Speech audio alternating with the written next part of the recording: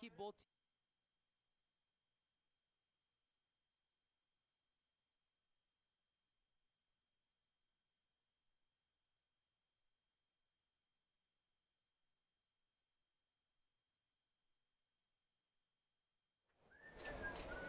But you'll have their yards and who did what.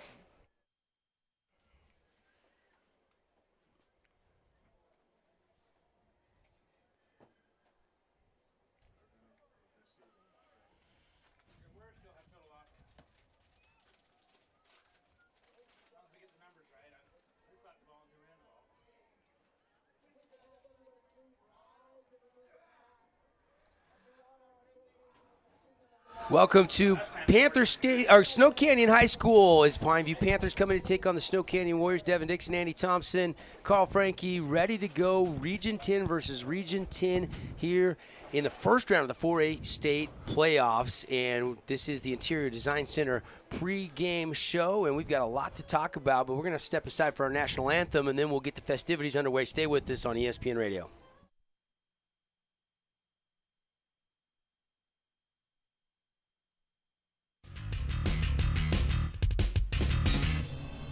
There is a place where the desert comes alive, where rain breaks forth from solid stone and gardens spring from blistered rock. There is a place with enough color to make a rainbow jealous, where boulders are bigger than buildings and cliffs are higher than clouds. There is a place that will straighten your step, tighten your grip, widen your eyes, and open your jaw. There is a place.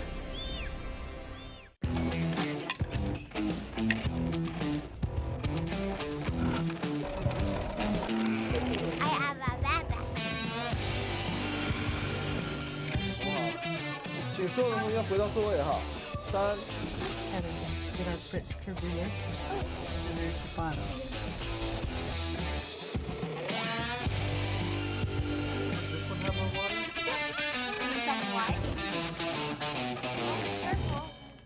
I take the road less traveled, run free, unwind, unravel someplace outside with lots to do. Green trees, red rocks, and don't forget that blue sky. The sunshine shining, sunshine pouring on me. Think I might just stay a while. Say hooray all day because the sun is gonna shine on me. Sun is gonna shine on me.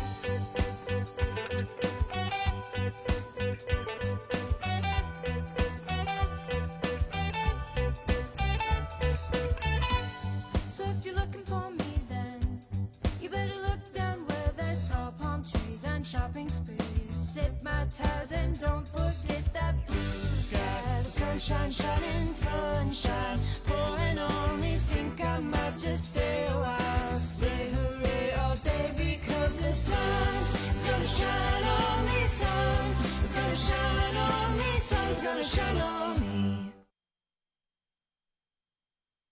Hey, welcome back, everybody, and we are ready for the football on a Friday playoff style in the 4A here in the state of Utah. It just so happens to crosstown rivals go head-to-head. Snow Canyon hosting the Pineview Panthers. This game was just played, went to overtime with the Warriors winning by 1 back on October 8th, just a couple of weeks ago, and what a dramatic, thrilling finish, and we're ready for part 2. And this one, obviously, win and move on, lose and go home. Yeah, it was arguably the best game of the year a couple weeks ago. Snow Canyon went for 2 to get the win, and now Pineview got a chance to get redemption in the playoffs against a crosstown rival. What a matchup here in week 1 of the playoffs.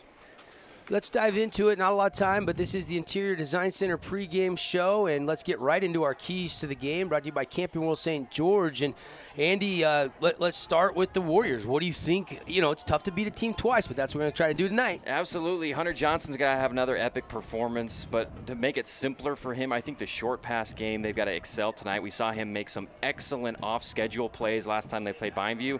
They don't have the best running game this year, so he's got to make the short stuff work early in possessions to set up third and manageable for conversions. He's a stud. I expect another kind of firework show from him here at home tonight. Let's look at the Camping World keys. Coach Frankie joining us here in the broadcast booth. Pineview Panthers, what's going to be important? They've been riding the legs of Keith Adams last couple weeks. Yeah, and they're going to have to keep doing that because of what they've lost in the offensive passing game. But, Pineview is going to have to, again, be able to run the ball effectively, use play action to throw deep down the field, and try to find their mismatches early.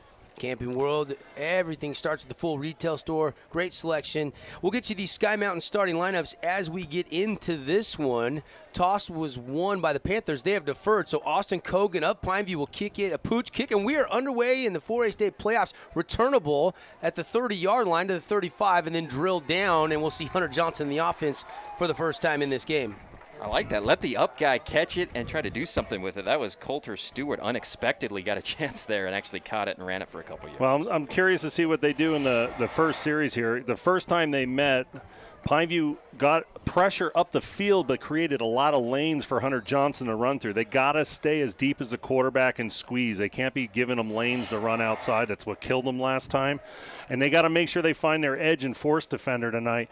They didn't do a good job last week against Desert Hill, so we'll see what they do tonight. 1st and 10 for the Warriors. First offensive possession of this game, working right to left on your radio dial.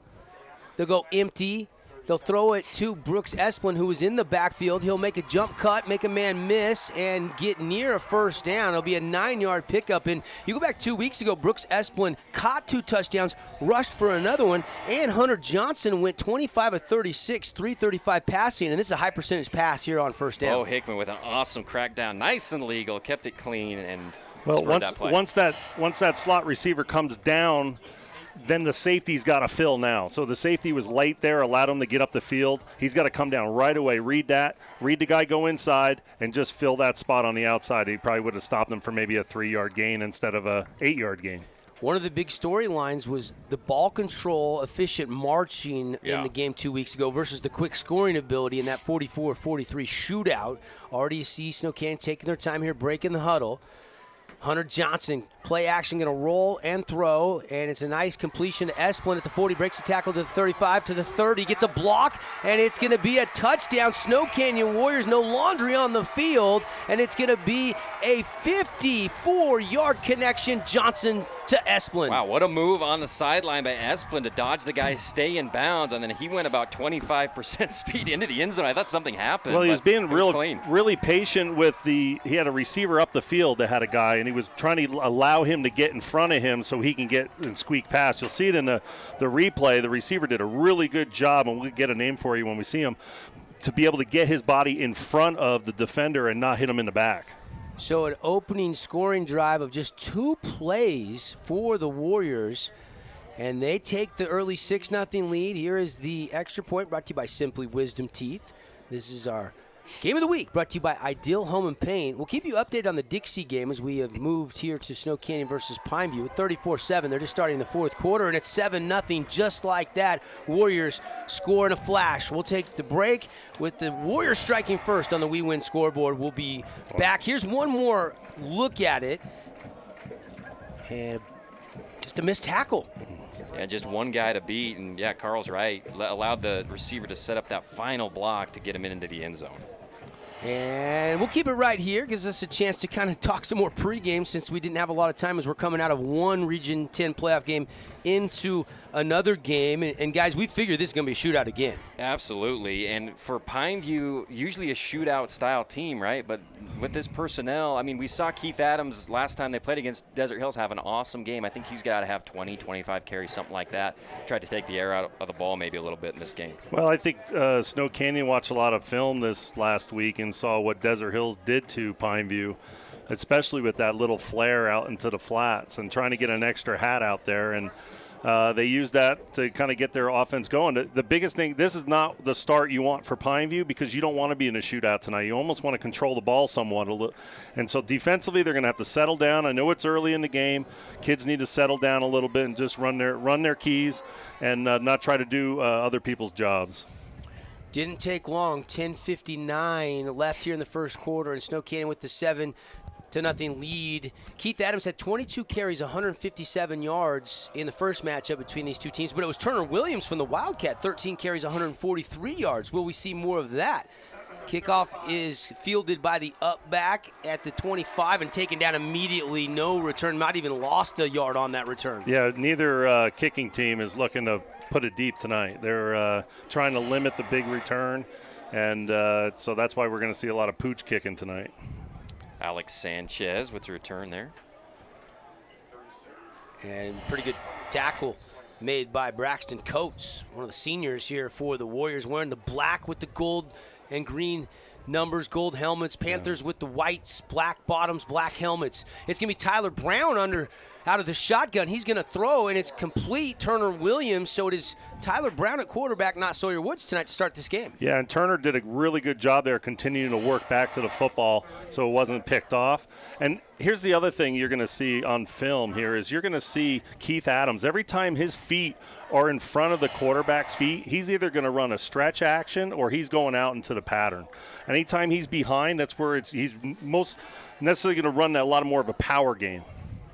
Here is the Panthers after a Fabulous Freddy's first down. Their second play, it's going to be an RPO, and Brown's going to keep it out to the 40, give him almost the 41, pickup of nearly 4 on first down. Yeah, I like how they're using Ian Becker, coach, number 7, kind of as an H-back. We saw him get some passes last week against Desert Hills. He's a great football player, defense, and getting some offensive reps now. Yeah, and he's one of those kids that has been trying to do too much at times, so he just needs to be in his lane. Now they're going to scramble, and it's Brown going to keep it. Going to pick up positive yardage, pickup of 3, and it'll be third down and manageable here for the Panthers. Good decision on his part there. Nobody open, got what he could, and went down and protected the football.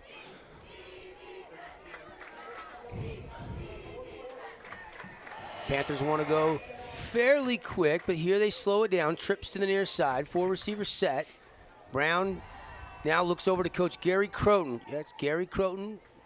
What is this now? His 4th or 5th year as the offensive coordinator of the Pineview Panthers? I think 4th. Hook it up with Ray Hosner, 19 years head coach of the Pineview. They'll run it on third down. Adams, and he's going to fight his way for a Fabulous Freddy's first down, finally taken down at midfield. And that's the type of short yardage, tough run that we're accustomed to seeing from Keith Adams all year long. He should have been stopped short of the sticks, but he has that kind of extra talent, leg muscles, to power through these guys. Yeah, and if you notice, like anytime he's behind the quarterback, they're going to try to run behind a tackle. So, 1st and 10, right at midfield, 9-13. It left early on here in the first quarter, and they're going to go one-on-one, take a shot, and it's overthrown incomplete. Pretty good coverage out there by the Warriors D-backs. Yeah, nice job there, staying in his pocket, looking back when the receiver looked back. That's textbook right there. And we're seeing Tyson Moulton get more of those kind of go route attempts where, before with the McKenzie's, he was kind of the possession guy, but just overshot there a little bit by Brown. So 2nd down and 10, looking to throw. They're going to dump it to Adams out of the backfield. Adams will pick up about 5 yards down to the Warriors' 45, and it'll be 3rd and 5 here for Pineview. Trying to match the Warriors, who scored on 2 plays, and now Pineview trying to answer here, but a key 3rd down. Yeah, kind of like a design little screen there to the outside. Had a lineman that bounced out.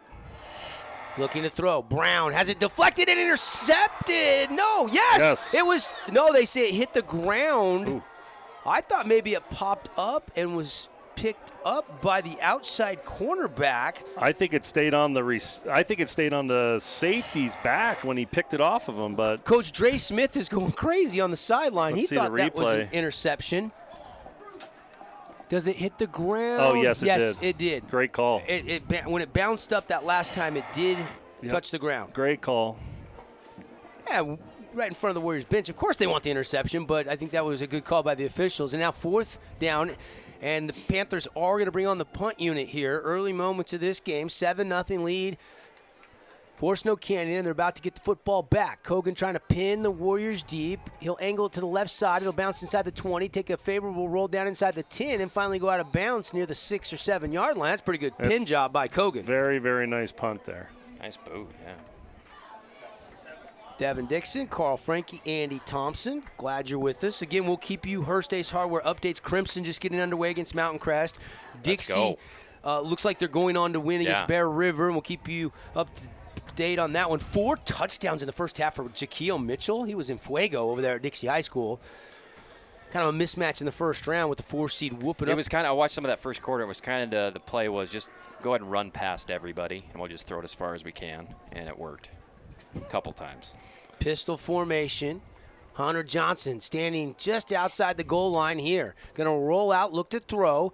Going to fire it on an out route and a one-handed catch. What a grab. No, they say incomplete. Jordan Wade, I thought, appeared to catch it. Man. They say no. Give it to him. Might have landed out of bounds first with his shoulders. I thought he made a one-handed catch, but Well, he made the catch, but where he landed, we'll see right here. No, that's it. It's Oh, out. there's It's the ball's out. It's out. the ball did bounce off I don't the know ground. who the official is on that sideline, but he brought his A game today. He's all over it. Yeah, he's got his readers on out Yeah. there. Everyone's like, "Is that Frankie talking great things about officials What is right going now? on What's going here?" on? Did he have his happy drink today or what?" Hey, No, I like referees that can actually call a game, man. Hey, when they're right, they're right. When they're wrong, right? Right on the spot, though. Two pretty good calls once we saw the replay. Quick slant route, and it's incomplete. No, Wow. Sersanzi is going to maybe get flagged here for PI. you got to let him. You got to let him play a little bit. Sersansi's one of the most physical DBs in the region this year, and I thought that was a little soft. And they missed him. He did not play in the Desert Hills game. And he is back, but Byron Colson is out, had to have season-ending surgery from what I've been told. So they're without still one of their starting cornerbacks. See, for me, did you turn the receiver or did you deter him in any way of getting his hands up to the ball, whatever, because you're bad positioning? His arm wasn't over the top of his arm. was underneath, His but- arms could have, yeah, I agree. There is good Tough call. news, though, guys. We didn't have a lot of time in our pregame to talk about it, but Marcus McKenzie is back from the hamstring. He is playing the left side cornerback right now for the Pineview Panthers. He has missed 4 or 5 weeks of action with that hamstring. Have you noticed how many times they threw over there yet? None. Yes. Run up the middle on an RPO give, and on first down, it'll pick up about 2.5, maybe 3. And that's what makes him so tough is because he can cover that whole side of the field, and you can just play coverage to the other side. Tyler Brown versus Hunter Johnson, the battle between the two quarterbacks. Last game, though, it was different. It was Sawyer Woods, and it was a Wildcat look with Turner the Burner Williams. Yeah, when they went to that Wildcat last time, they just absolutely dismantled this defense. But I would expect if they go to it tonight, you're going to see a lot of 0 and 1 high. Snow Canyon, second down. Out of the gun, Johnson has it. Looking to throw. He's going to step on the pocket. Now he's going to tuck. He's going to run. And a really good tackle as he gets out across the 25 near the 26. It's going to bring up third down. Yeah, that's where he's dangerous. He will take off, and if he's banged up right now, he ain't getting off the turf right now. So if he starts to get banged up, that's not a good thing for the Warriors because they need his legs. They need him to play the way he plays. Caden Nelson made the tackle there. Whip him around. That was a good tackle by Nelson. Nothing malicious there, but Johnson's slow to get up. He's been nicked up a little bit, but he's been a Warrior. Been playing through some injuries, and a lot of guys are nicked up at this point. Yeah, everyone's in the season. Everybody's banged up at this point. So Warriors. you got wide splits by the receivers. I would expect possibly a run here. Hunter Johnson going to run it. You're right. And he's going to have a little room. First down and more. Here is Jensen. Devin Jensen putting his shoulder down at midfield and taking it down to the 45 of the Pineview Panthers. Big run by Jensen out of the backfield. And how easy was that? It looked to me just like a straight give, like he wasn't even reading anybody and opened up big time off tackle to the left. Well, again, the defensive end, number 59 for Pineview, gets up the field so hard that he allows all that running room underneath. He's got to stay 1 yard deep and just hold his ground. It's almost like he's speed rushing like it's third and long. Yeah, and they're wanting him to do that. Big gain there for the Warriors. Devin Jensen. They got a lot of different backs that they'll keep fresh. That's one position they rotate a lot. Now Hunter Johnson looking to throw. Tucks and runs quickly. And he's going to take Ayatonu is going to wrap him up and get to him quickly. No gain on the play. Got back to the line of scrimmage, and that was it. You know what's crazy about this game is that if you crack back at all, it's a penalty. But if you crack on an offensive sweep play, it's not a penalty. And it's the same play. Nalu Ayatonu. Not a guy you want to meet in a tunnel. No. He'll get the best of you most times. He's like a Coke machine with legs. Ayatonu has been one of the leading tacklers on this team. Of course, they had Ryan Jordan. He left the team middle of the season, so Ayatonu has had to step up his game from that backer position, has the rest of the position players in that linebacking core have as well.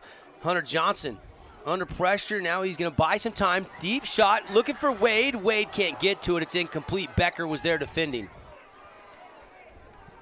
That's what's so tough. That's where Hunter killed him last time they played, was the off-schedule stuff, him getting out of the pocket, and Pineview not staying glued to the guys on improvisational stuff. And Hunter had a chance here, just overthrew it. See, that was a better job, too, by Pineview, by just not allowing him to escape the pocket, but just trying to keep him in the pocket. Hunter Johnson 2 of 4, but already 63 yards, but that's because he threw a 54-yarder to Brooks Esplin, and that's why the Warriors lead 7-0. The other part of that, though, is you've got to be able to cover for a little bit longer down the field if you're not going to get that pressure on them. So it's either one or the other. 5:06 on the Nets on Fire clock, first quarter.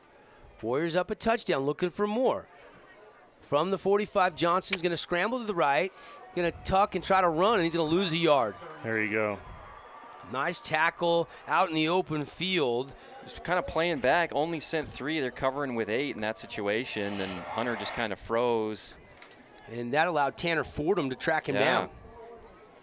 Watch Tanner Fordham right here come up, wrap up, Looked like go he low. may have had a draw option, but nothing kind of materialized up the middle. Yeah, and Pineview's DN's got to do a better job of staying square with the line of scrimmage and not turn their shoulders. Because once you turn your shoulders in, then it's easier for the quarterback, who's going to be much faster and athletic, to get outside you. You got to just stay square. So they stop the drive off the punt it, low spiraling kick, and it's going to be taken by Moten inside the 5-yard line. Moten makes a man miss. Moten to the 15, and he's going to actually get near the 20. That was pretty dangerous, but Moten. He was like, I better get to this to the 20 or I'm going to get chewed. Yeah, because that sucker would have landed probably on the goal line. So he makes an over-the-shoulder catch here. Oh, my goodness. Yeah, that's what your star wide receiver is taught to do when he's catching passes. Now, catching punts. The rule is you stick your heels on the 10 and roll the dice. Well, sometimes, depending on where you are in the field, it's either the 10 or the 5. But, yeah, it's hey, if you're going to take it out, like you said, you better get to the 20 at least. High school football brought to you by Sky Mountain Golf Course. It's breathtaking views. The course is in fantastic shape. 635-7888 for tee times this weekend at Sky Mountain. They're going to throw a little skinny post and a beautiful pass from Tyler Brown, and that's going to be a 16-yard pickup and a Panthers first down. Yeah, that was a great throw there, right on time, perfectly thrown in the window of the defense, saw the zone, and threw it right in there, threw his receiver open. Quincy Jones, sophomore receiver, with Dom still out, and Millen getting injured this week, they are getting Jones some reps here, and he makes a great catch. Now Brown going back to work. Going to dump it out of the backfield to Becker.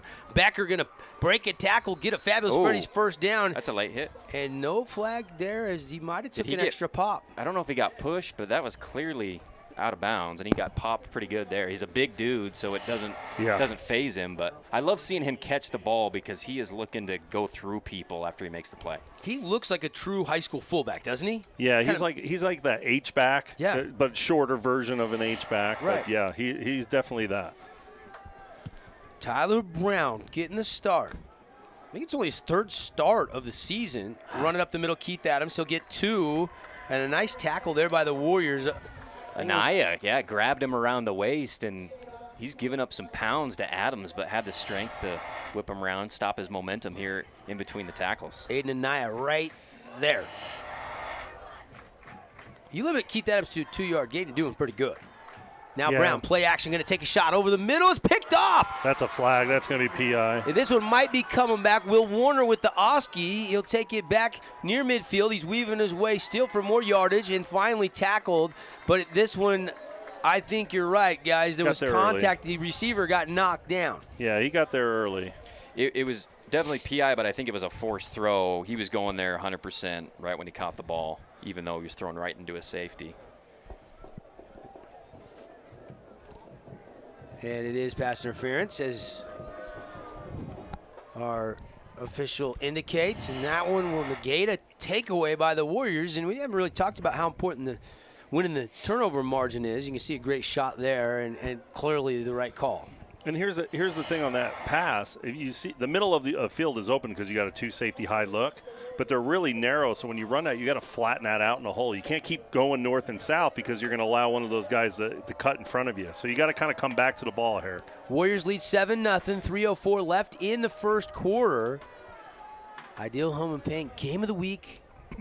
Region foes going head-to-head here in the first round of the 4A State football playoffs. Pineview trying to answer and get a score. Nice little drop-off pass, complete to Becker. Becker down to the 25 of Snow Canyon. Blitz was coming, pretty good to get rid of it. Hey, that's perfect. Just take your time. You know what you do? You're going to score, and the clock's running, and you're not allowing that offense of Snow Canyon on the field. This is perfect. This is what you want right now. Tyler Brown looking pretty good right now, guys. 4-6, 48 yards passing so far in this game. Yeah, just as long as he doesn't try to force anything, just take what the defense gives you. Well, and you kind of thought maybe they'd come out and just run with Keith Adams. That has not been the case. There's his 9th throw of the game. It's a comeback route on maybe a skinny little out route, and it's caught, and that'll move the chains of Fabulous Freddy's. Yeah, first down. Moten played that really well, kept his body in bounds, and caught the ball out of bounds. How about Tyler Brown right now, guys? Yeah. The O-line's giving him some time, too. They're swallowing up blitzes, doing a good job. I talked to Coach Esplin. He said, they might have some guys back. We don't know. We're going to have to do a lot of in-game adjustments. And right now they're going to have to adjust to the throwing to Tyler Brown, it appears. Brown going to throw again here. Looking. Has a clean pocket going into the end zone, and it's intercepted. This one, no flags down, and it's going to be returnable, but not much there as he's going to be taken down right about the 5-yard line. Who made that pick? That's Warner. Will Warner got it back. Yeah. Will the thrill. Yeah, went up for that one into the clouds and came down with it. And once again, Brown trying to make a play down the field, and the safeties are ball hawking. Yeah, but here's the issue there, though. Snow Canyon's playing not to get beat deep. They're playing 2 safety high. You got more guys than they got in the box, and you're still throwing the ball down the field. I get the little short stuff here and there, but they want you to throw it deep down the field. Just stay patient with it and run the football. Here comes the Snow Canyon offense. They've got the 7-0 lead, and their defense is giving them the ball right back. Still 2:06 left here in the first. And Hunter Johnson standing in his own end zone. Pistol formation, going to hand it off. And it's going to be to Jensen. Devin Jensen's going to get a nice little crease right off left guard and take it across the 10. Yeah, the linebacker just was on his heels. He didn't fill. He needs to fill. As soon as he sees that double team in front of him, he's got to fill that gap. Don't wait. Substitution coming into the game. That's Coulter Stewart. Here comes Drake Kelly. And Jensen will come off. 2nd down and 4. Got to get it right across the 15 for a first down. Snap this from the 11. They'll run it. And nothing there. Yeah, that's a nice job there. Antonio again coming in from his backer position to make that stop, and it'll be 3rd down for the Warriors. See Aotono here in the middle. Yeah. Just clean. Nobody got a hat on him, and he also helped there by that right defensive end. Yeah, Toloa was all over that. Toloa is wearing 59 today, so he was there to help out on that stop. And that's what I meant by staying square. You notice there, he stayed square, let the back determine where he wants to go in or out, and then you adjust to it. But if you turn your shoulders, then you can only go one way.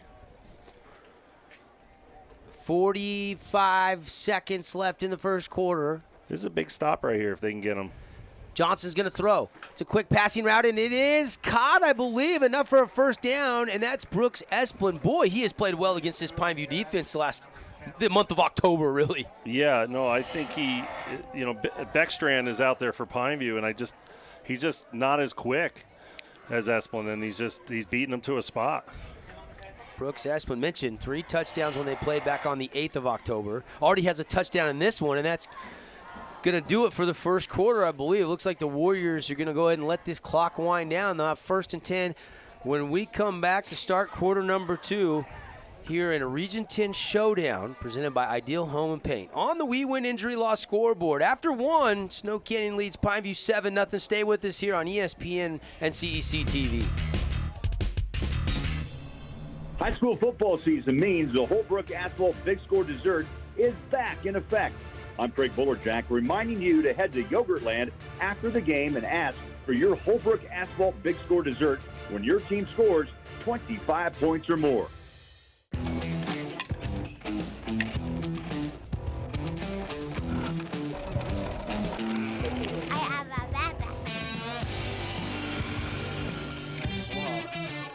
所有人都应该回到座位哈。3。 Heather, get our print career. And there's the final. Does this one have more water?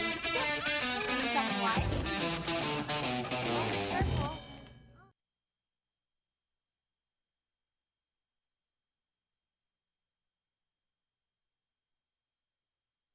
Welcome back. Today's game brought to you in part by Intermountain Sports Performance.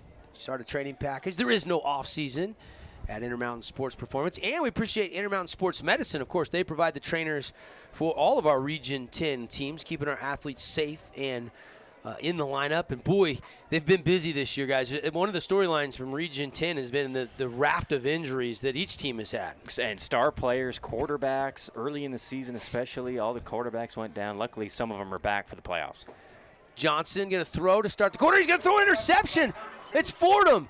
And Tanner Fordham's going to take it inside the 20, and a flag comes in late post-pick, and Pineview in the Red Rock Real Estate red zone with that Oski. Yep. This is going to be on Pineview, too, after the play, so they're going to back up 15 from there. Look like the head official saw like something after the play. He just never saw the backers just sitting in the middle of the field on a crossing route, and Fordham, that's pretty easy interception, guys. Hold on. Oh, okay. He called it on Snow Canyon there. So they'll march at half the distance? I thought he was going to call something late. I think he was, maybe he's confused.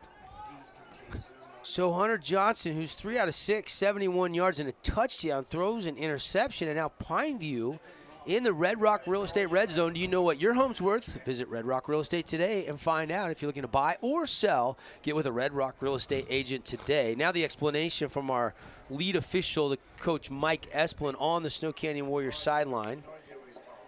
And now he got a big smile on his face. Yeah, they're laughing. They're smiling. Well, remember we were at the Desert Hills game and they blew the extra point dead, and then he stopped, and then they went with the play, and then Cy Nunley, and then all of a sudden he threw the flag on that. Yeah. So I thought it was something in here, but that. So it is going to be on Pineview. They're going to back it up, so they won't be in the red zone after the penalty. I didn't. They're sorting it out. Yeah, he could have just pocketed that. That was not much of anything there. So both teams have thrown an interception here, and we're just seconds into the second quarter. Snow Canyon leads 7-0. Looked like a kind of a casual throw there by Johnson, too. Just kind of. He didn't see the backer. Didn't see the guy. Nalu was coming right at him up the middle. Now Coach Hausner getting his explanation. Mm-hmm. And I didn't catch who the penalty was on, guys. Did you? No, they called holding, but they don't. They're not mic'd up tonight, No. so we can't hear through the PA system. It's going to be Wildcat with Turner Williams. He's going to keep it, and he's going to pick up a couple yards down to the 25-yard line. It's going to be a gain of 4. Turner, for the first time in this game, goes Wildcat. I feel better handing the ball off when you see that, because all we got to get is one stiff arm by Keith Adams, and he's gone out this. They didn't have a guy except for the backer outside. And usually one guy's not enough to get Keith Adams. It usually takes a couple. Second down and 6. I don't know what the theme night is for the Warriors tonight. It might be just Halloween, dress up what you want. I'm seeing a lot of different costumes. Now they're going to go fly sweep to Turner Williams. He's going to try to get the outside, and he's going to get wrapped up, taken down awkwardly. Gets up, though. That was a big hit by Will Warner. I think he's going to get called for a spear. And I love Williams. He stopped him just short of the sticks. Williams got beat up a little bit last week, too, guys. And he's out there. That was a nice move. Probably 100%.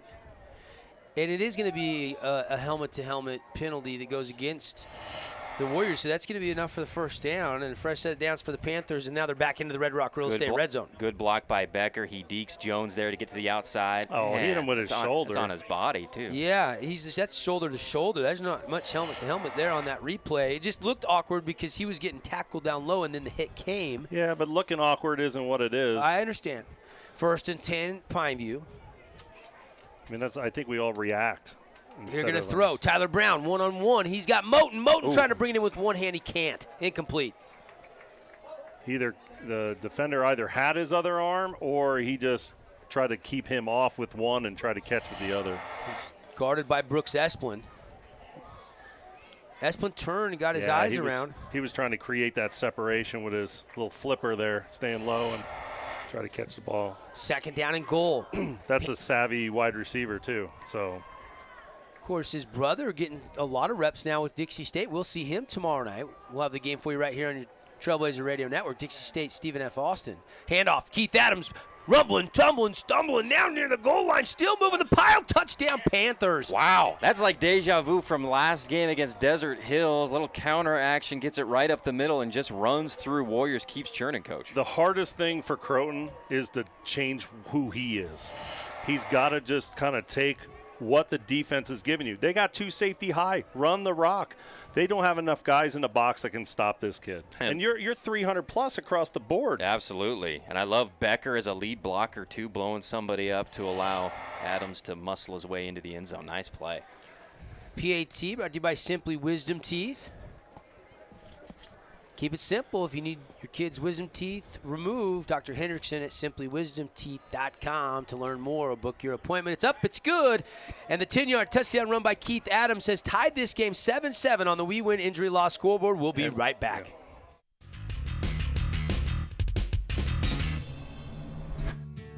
Beyond the park you know exists a world you don't. A world that is greater. Greater than just one passion. Greater than just one adventure. Greater than just one moment. Come to where life is greater. Come to Greater Zion.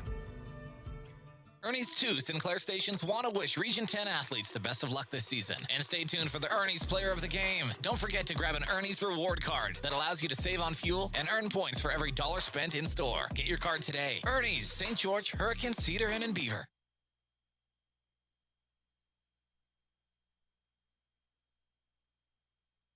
Welcome back, everybody. 7-7 ball game. Warriors Panthers from Snow Canyon High School. Devin Dixon, Carl Frankie, Andy Thompson, and entertaining so far. Haven't settled anything. 10:42 left in the second quarter after the 10-yard touchdown run by Keith Adams. Panthers, Austin Kogan set to kick it deep. 2 Warriors back there. Exactly what Pineview needed. Just an easy, Hunter Johnson didn't see a ghost who was right in front of him, throws a pick, and gives Pineview an easy opportunity to run into touchdown to tie things up. Yeah, points off the turnover, and this one's going to be returnable. Here comes Esplin. Esplin's going to take it out across the 25 near the 28-yard line. It'll be 1st and 10 for Snow Canyon. Love the physicality on special teams. These guys that may only play 4 or 5 plays tonight are going at it, going to the whistle. Love to see it here. Playoff action at Snow Canyon High School. If you're not playing most of your starters on special teams, you're not taking this playoff seriously. So it's all hands on deck, but it's your best hands on deck. Play-by-play tonight brought to you by Holbrook Asphalt and our replays on TV. And we're looking for the big score dessert tonight, over 25 points. Everybody wins. In fact, Dixie already went over 25 points in that Bear River game, so you can head over to Yogurtland anytime tonight, ask for the big score dessert, get 5 ounces free yogurt. First down run by Snow Canyon. Nalu going to wrap him up and take him down just across the 30, shy of the 31. That was number 9, Rockwell Jones on that carry. I think it's first tote of the night. Toloa and Talolo and Nalu again. They've been involved in most tackles tonight. Yeah, I get nervous when I see Pineview blitz from the field with that outside linebacker with the guy on the hash. It gives me like the creep sometimes. Man in motion, that's Esplin.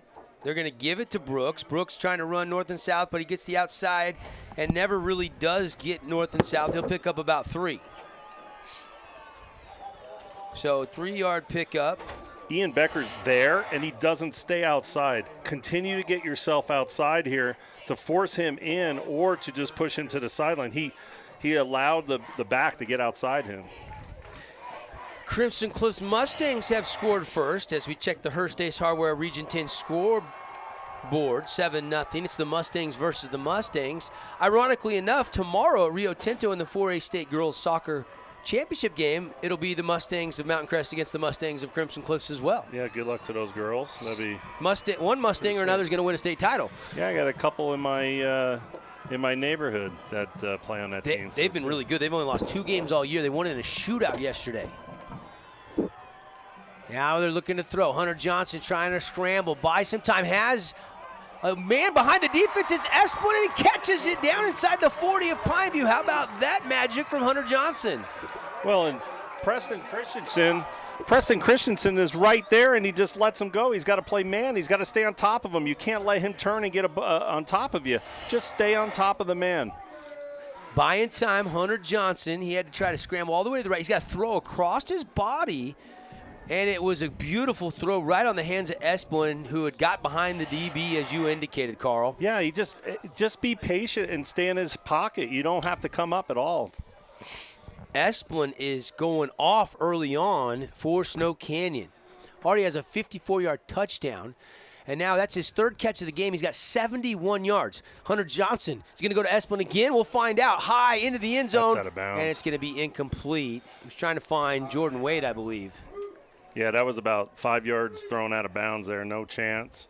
If you notice, they haven't thrown the ball once to Marcus's side. So Marcus McKenzie, who's playing corner on the other side, he's just been camping out back there. Yeah, welcome back. But, hey, man, I'm going to put you on – if you're back, let's put you on Esplin and say, hey, lock this down and we'll play behind you. We'll play coverage behind you. Yeah, problem is then you start finding Jake Hill and Jordan Wade. I mean, that's one of the strengths of this Snow Canyon team is their wide receivers. Yeah, they are talented all the way around, but let's take away the hot man. They must have found something they like, the matchup they like. So, yeah. You got Will Warner as well. I do like Marcus, even though you don't switch him from side to side. I do like him on the wide side of the field because he's almost eliminating 2 wide receivers over there. It was Esplin and Wade, twins to the far sideline. Will Warner to the single receiver side. Here you're getting a little 2-man look. They're going to rush just 3. They'll run it to Devin Jensen. He'll push it across midfield. It'll be a pickup of 4 to the 49 of Pineview. 8:02 on the Nets on Fire clock here in the second quarter. 7-7 tie game.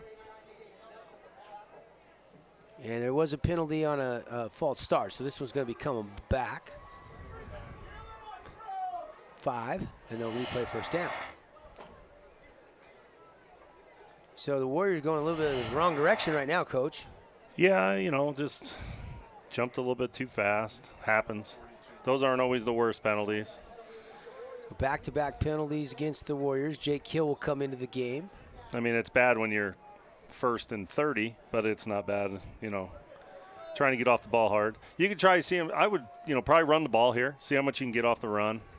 Yeah, it's from the 42, 1st and 30. Yeah, you don't want to force a mistake here. Hunter Johnson put a man in motion, and that was Nowatzki. Now he's going to roll to the right, throw on the run, and Wade was trying to come back to the receiver. Sersanzi was in coverage and no penalty flags, and it'll be second down. Yeah, it was thrown well behind his receiver. If he would have put a little more air on that, maybe he would have gotten a PI. And that was actually Jake Hill, the intended receiver. So second down in a country mile. Football right here on 97.7 ESPN, brought to you by Ernie's 2 Sinclair Station. And, of course, we'll be naming the Ernie's 2 Player of the Game in our post-game show. See, for me, Pineview needs to play deeper, just so you just keep it in front. There's the run to Jensen. That's a nice fill by Nalu there. Yep. Nice fill. Looked like he had room and then closed it quickly. Yeah, Nalo come up and close that gap down really, really fast. So he's playing really well tonight. You can tell both these defenses have made significant adjustments since that game back on the 8th of October. Yeah, I mean, well, you're going to tweak things and because you've seen – and as a coach, you kind of go, well, we can't go in with that because they already know what we're doing there, right? So sometimes you try to reinvent things a little too much. But, no, so far it's exactly what I thought it'd be. Do we have another penalty flag here? I don't know. I think something with the clock. The clock says 6:54. The officials are trying to sort something out here. Yeah, and the band's always playing when you're trying to hear something. You ever noticed that?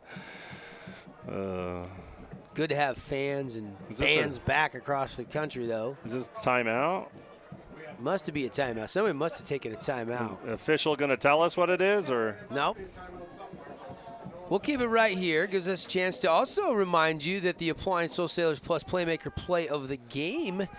Keep our eyes on that award, and we'll name that in our post-game show as well. And play-by-play here in the second quarter brought to you by our friends at Luke Udy, American Family Insurance. Shopping for insurance isn't as fun as seeing your favorite team win until you save a ton of money. It looked like an official timeout, Devin. Did one of them get clipped up? I don't know, but this is a long official timeout. 1, 2, 3, 4, 5. I see 5 officials. That's all of them. That's the crew. So maybe a water break? Yeah, but it's 65 degrees out. I don't. Oh, there you go. They're getting tape on. Paul Hustleby must have got scraped up. They put some tape. Maybe had some blood coming out of that forearm. We saw a shot of that. Good catch there by our television crew. So that's what the stoppage was for. That makes sense. Well, he never signaled official time, so we had no idea. Out of the pistol, Hunter Johnson going to roll left, looking to throw, sets his feet, going deep, one-on-one. It's in the air, and it is incomplete. No. Marcus McKenzie, but the back judge going to throw a penalty flag late from across the field.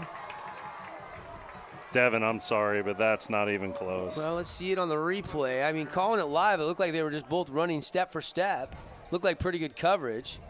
Coach Boyer, the defensive coordinator for Pineview, obviously does not agree with that call. God, I thought he timed the ball, landed in the receiver's hands perfectly on this. It's amazing how Hunter Johnson can set his feet and throw and put it in pretty accurate there. Just a little underthrown, and that's why. So they're going to call there's no face guarding anymore. Yeah, I don't know. And he didn't interfere with the receiver. The receiver never tried to fight back to the ball. So if the receiver's continuing to go up the field, that is not a PI. Now, if the receiver turned and tried to come back for the football and the DB doesn't turn his head, then it's a PI. So that one right there is not a PI under the rule. Yep, they called PI, though, and that'll make it 3rd down still and 12 after they were it's still 3rd and 12. So Pineview defensively still has a chance maybe to force a punt if they can get a stop here. Hunter Johnson going to roll left, going to fling it, and it's going to be intercepted. Intercepted. Yeah. And is it McKenzie? Yeah, it's Marcus. Marcus McKenzie, and then a flag comes in late. Why? Maybe helmet to helmet. I saw a big hit, but it looked clean to me. And now Pineview will take over, and there'll be a penalty. Miscommunication between the receivers. He had Jake Hill open on a comeback right by the sideline. Yes. And the receiver he threw to did not come back at all to the ball. And we'll see here on the call. And just because there's a get floored big hit, the flag came out. And I'm sorry, but anytime there's a big hit, they call helmet to helmet. They already called helmet to helmet earlier, and there was no helmet to helmet contact. Now let's see if they got this one right or wrong here. As you're going to see the interception by Marcus McKenzie. All the Panthers are excited to have him back. He's going to take a shot at the end of it, and I can see why that flag came out. Andy? It seems like any big collision that's high is they're going to call it. Yeah. Seeing watching it live. Even though he's not, he's running with the ball. It's not like he's going up for a pass. He's not defenseless. It was a big shot up high. Tyler Brown now. Panthers take over after the interception. Going to scramble, slide feet first, give himself up. They'll mark it where he started the slide. At least they should. And so it'll be the 49-yard line of Snow Canyon. Got a little tempo here for Pineview. Yeah, chance for them to take the first lead of the game. They got both receivers covered up. Oh, there we go. 2 takeaways now for the defense of the Panthers. Tyler Brown running the show at quarterback. He'll hand off Keith Adams, big hole. And Keith Adams with the fabulous Freddies. First down, and you see Peter Falanico combo up to a linebacker and just swallow him. If you are Pineview right now, you're running 4-minute offense. You don't want to leave any time on the clock to continue to run the football. Pineview's advantage on that offensive line is huge. They've got some horses up there. Just keep running the football. Don't leave Snow Canyon any time in this half. and get into the locker room up 14-7. Tyler Brown puts Keith Adams to his left. He's got 3 receivers, twins to the far sideline, single receivers, Moten to the near sideline.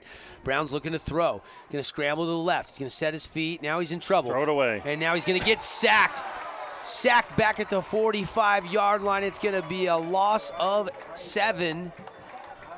Landon Robinson and Kyle Kennedy. Good coverage down the field. Got to throw it away there, don't you? Yeah.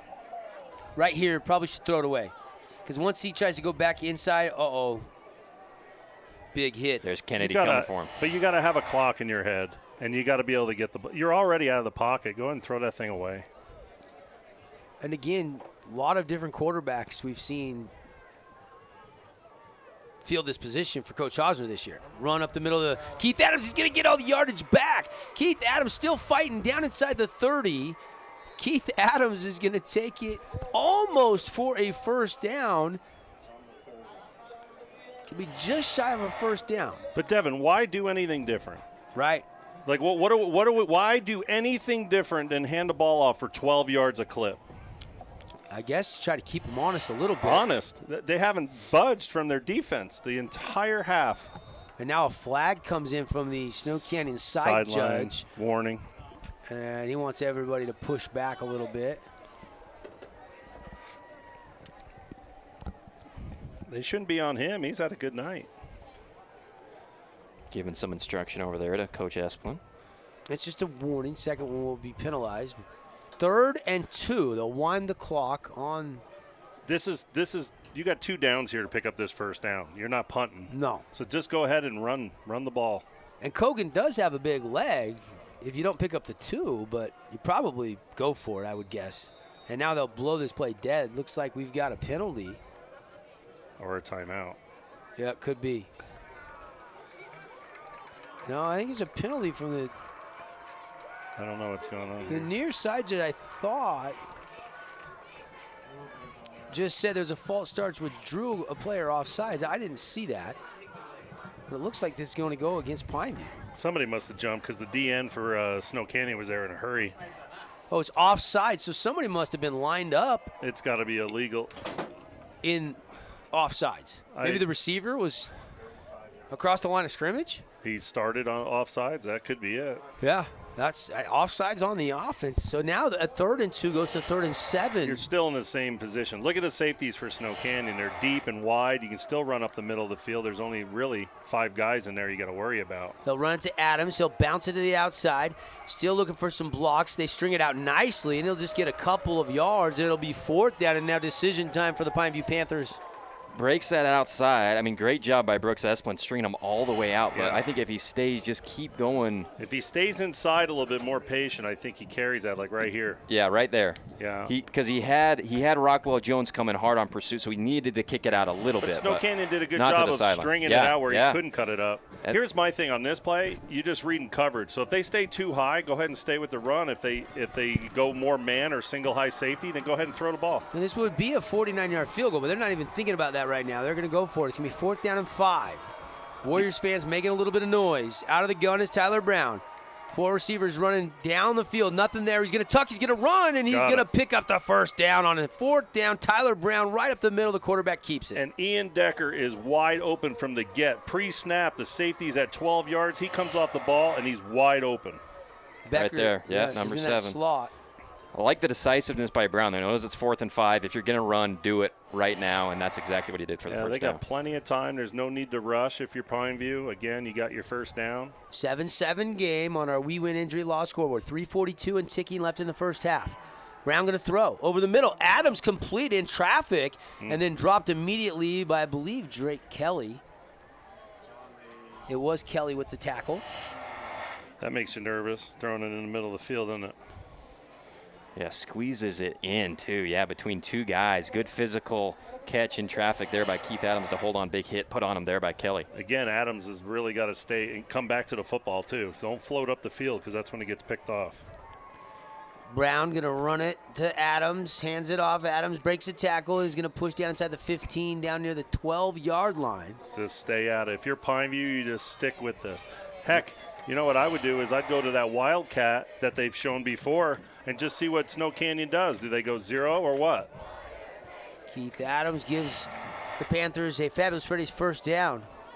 Brown will switch Adams to the left side in the backfield out of the shotgun. 4 receiver twins to either side. Brown going to throw.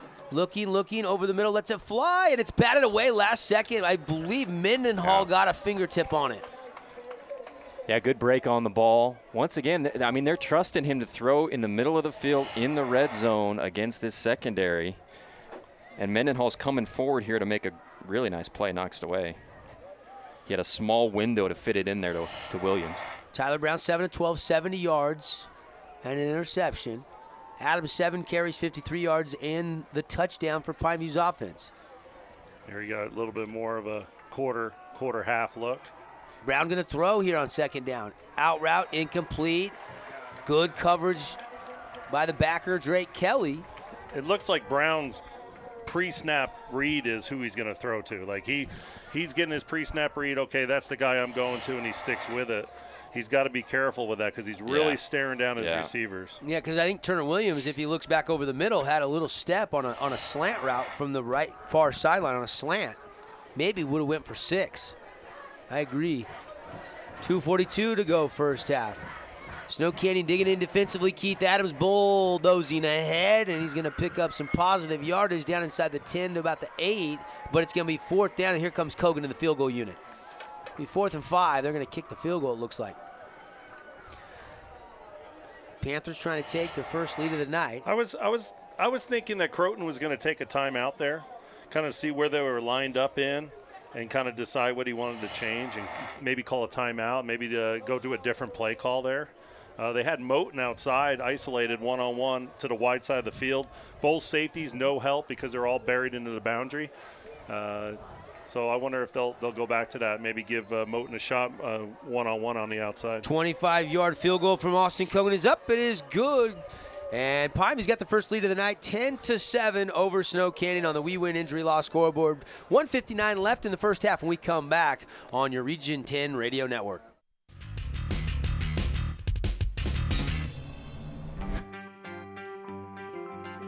I take the road less traveled, run free, unwind, unravel, someplace outside with lots to do.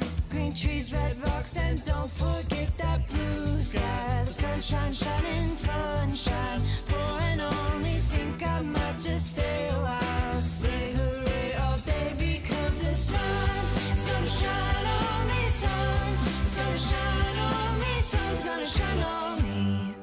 Ace is the place with the helpful hardware. See Hearst first this month for great deals on red hot buys at Hearst Ace Hardware. Make sure and get an Ace Rewards card for savings around the house, the yard, or the job site. Stop by Hearst General Store Ace Hardware, conveniently located in the heart of downtown Cedar City and St. George.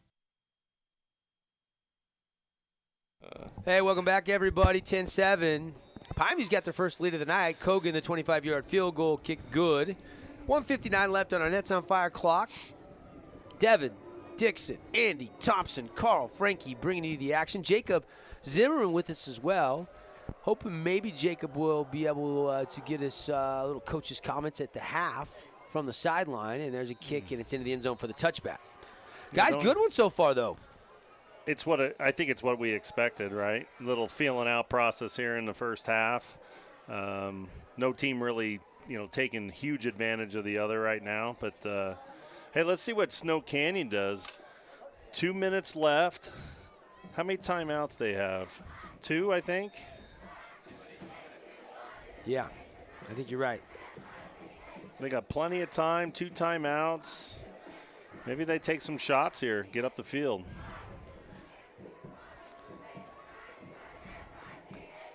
I mean, it's playoff football. I mean, I almost think you kind of have to see if you can get some points out of this. They got a really good field goal kicker as well. So, by the way, my mistake, I said earlier that the Crimson Girls State Soccer was tomorrow at Rio Tinto. It's actually tonight at Rio Tinto. It started at 5 o'clock. No score yet. If we get a score update, we'll pass it along. Johnson's going to look to throw. Johnson taking a shot, and it's going to be incomplete. He's trying to find Jake Hill. If you're Pineview right now, you got to loosen up. At least play quarters. Keep everything in front. Don't let anything go over the top of you. I don't even mind if you played a little 2-man here and just forced them to run the football. By the way, it's in overtime now. So the state girls soccer. So they play, what, 2 halves of overtime and then shoot out? Is that how it goes? Yep, they go extra time, like basically first overtime, then a second, and then if still nobody scores, they go to PKs. 5 girls will kick unless it's still tied, and they'll just keep kicking until somebody. Keep going. Yep. And there's a blitz. Johnson senses it, steps up, and the pocket collapses, and he is dropped for a loss of about 2, maybe 3. Yeah, you got to play back now.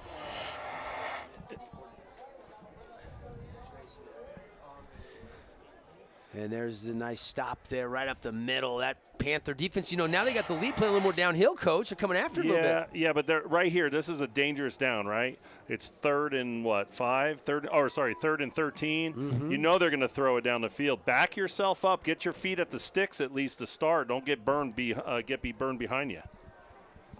So Hunter Johnson, don't want to give the ball back here. Going to scramble to the right, looking to throw. Lets it go, and it's in and complete. It was off the hands about a yard too far out in front of Devin Jensen on a crossing route, and the Warriors go 3 and out, and Pineview's going to get the ball back.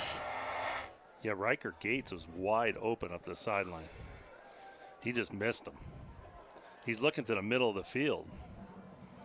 Yeah, he was trying to find Jensen, but it was pretty good coverage by Fordham too. Yeah, no, he had Riker Gates from the get, one-on-one coverage on the outside.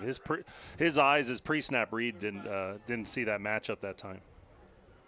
Punt is going to be returnable from back at the 36, 37-yard line, and a pretty good tackle on Moten as he got it across the 45 to about the 47-yard line. So 53 yards away and only 51 seconds left in the first half. There should be more time on that clock.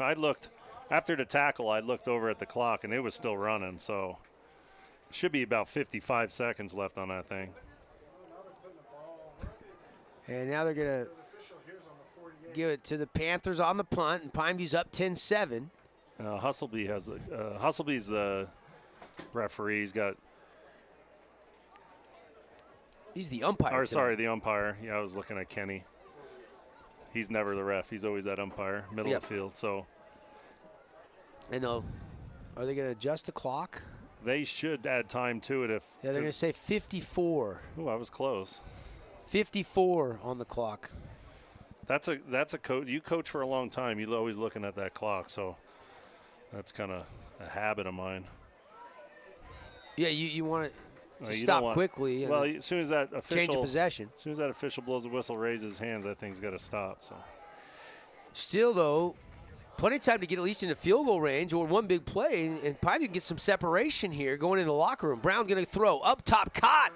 There you go. First down, you can clock it. If you hurry up to the line of scrimmage, go ahead and clock it. Turner Williams with a great catch. He got out of bounds. He'll stop the clock. Well, it was move on the chains anyway. No, I know, but did he get out of bounds? I think so. No, he did not. He got tackled in bounds, so you can clock it right here or take a timeout. Looks like they took a timeout. So Tyler Brown finds Turner Williams. That deep out route. He's tackled, and he's trying to fight to the sideline, and he did fight his way out of bounds, but they must have ruled momentum had stopped. And so they'll use the timeout. And they still have one left. They got 2. Pineview's got 2? Pineview's got 2. Snow Canyon's got 2. So plenty of time here for the Panthers. Ball right at the Warrior 40-yard line. Yeah, I thought they had 2 to start with, but they had 3. So they're managing it perfectly. Don't want to take away a down by clocking it when you have 3 timeouts with 46 seconds left. So, right.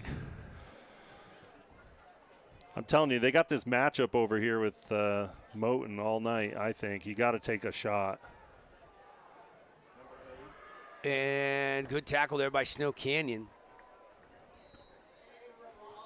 And now they'll use another timeout as that one was kind of in the middle of the field. And they'll reset everything. We'll keep it right here. Timeout's brought to you by Scott Gibson, Intercap Lending. They don't match their rates or their fees. You got to love 2 crosstown rivals that just played a couple weeks ago. Snow Canyon winning an instant classic 44-43. They had to score after Pineview scored first in overtime on a Keith Adams run. They get a touchdown to Esplin. Then they get a 2-point conversion, kind of just feeling like they needed to go for 2. They got it to Hickman and won that game. And this one's anybody's game right now. Both quarterbacks have made a few mistakes. And it's been Tyler Brown, the quarterback for the Panthers tonight. 9 of 15, 89 yards. Hunter Johnson, 4 out of 12, 100 yards and a touchdown. You think Croton pulls something out of the hat here? A little trickeration for you? You know, maybe I love the trickeration. I know, but maybe something that Snow Canyon hasn't seen yet down here in this situation. He's got to have a bag of tricks. He's been coaching offense for, 4 decades, so he's got to have something. Yeah, good call. I'm not sure. We'll see. I mean, you've got still 38 seconds to go. You know that you're nearing Austin Cogan's range for a field goal, and it's just 2nd down and 3. Clock will start on the snap. Oh, and that's offsides on Snow Canyon there. That's going to give him a free first down. Unless he was drawn offsides, but it didn't appear to be. And it will be a 5-yard penalty, and that'll be now a first down for the Panthers and move them a little bit closer. Down inside the 30. They're knocking on the Red Rock Real Estate red zone. 1st and 10 Panthers. The Warriors maybe come with the blitz here, Carl? Try to get some pressure on Brown? I don't know if you do. If you do, you're only going to bring one maybe. Maybe play some games inside with your D-line. Maybe a little like DT or, like an ET twist type stuff, and maybe move the nose around. But I don't know. I think they'll just play it straight up. They're going to throw. It's going to be caught to Becker. Out of bounds. Becker cuts back in bounds. Yeah, he should have worked out of bounds. He should have worked to the now they got to hurry up and either clock it or run a play. It's only 2nd down, so you clock it here. And that's what Brown does. And now it's 3rd and 2, but the clock now just 20.8 seconds left. That took a lot of time off the clock just for that play. So, well, obviously they're giving you that underneath. Yeah, I know what he's trying to do. Instincts, he's trying to make a move against the grain and get upfield, but you got to try to get to that sideline.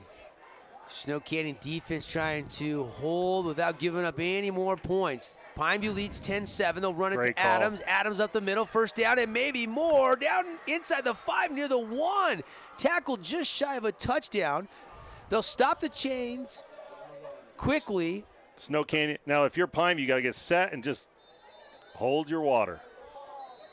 And now, does Snow Canyon take a timeout? I don't know. They never tell us. The Whitehab stopped play. It looked like he was about to wind it, and they stopped it. And then you see the Snow Canyon coaches out on the field, so I'm guessing Snow Canyon is taking a timeout here. So Snow Canyon will take the timeout. Yep, Snow Canyon took it. Yep. Maybe just feeling like they're on their heels a little bit. With 11.9 seconds left here in the first half. 1st and goal. That's kind of irrelevant here. And it's a 10-7 game. And Pineview's got time because they got a timeout left. They can easily run it twice here. The student body section is rattling the press box, guys. And we've got Jacob Zimmerman down there, a sideline reporter, getting ready to get an interview, hopefully, when the half expires. Jacob, can you hear us down there? Let's see, do we still have Jacob? Maybe not. We'll have to figure that out. Maybe we get Jacob down there on that goal line and get us a look. 1st and goal, but more importantly, just 11.9 seconds. By the way, we had the Dixie game to start off our 4A state playoffs earlier on 97.7 ESPN. They ended up beating Bear River, knocking the Bears out 48-20. The score in that one. There's the run up the middle. Keith Adams high into the end zone. Touchdown Adams, his 2nd of the night with just 8.4 seconds on the clock. And the Panthers extend the lead. 16-7 PAT pending. Keith Adams just going up over the top. Touchdown Panthers. And now here's Cogan for the extra point. Big Pete Falanico. Little ginger coming off, but under his own power, he's okay. 9-point lead. Kogan trying to make it a 10-point lead.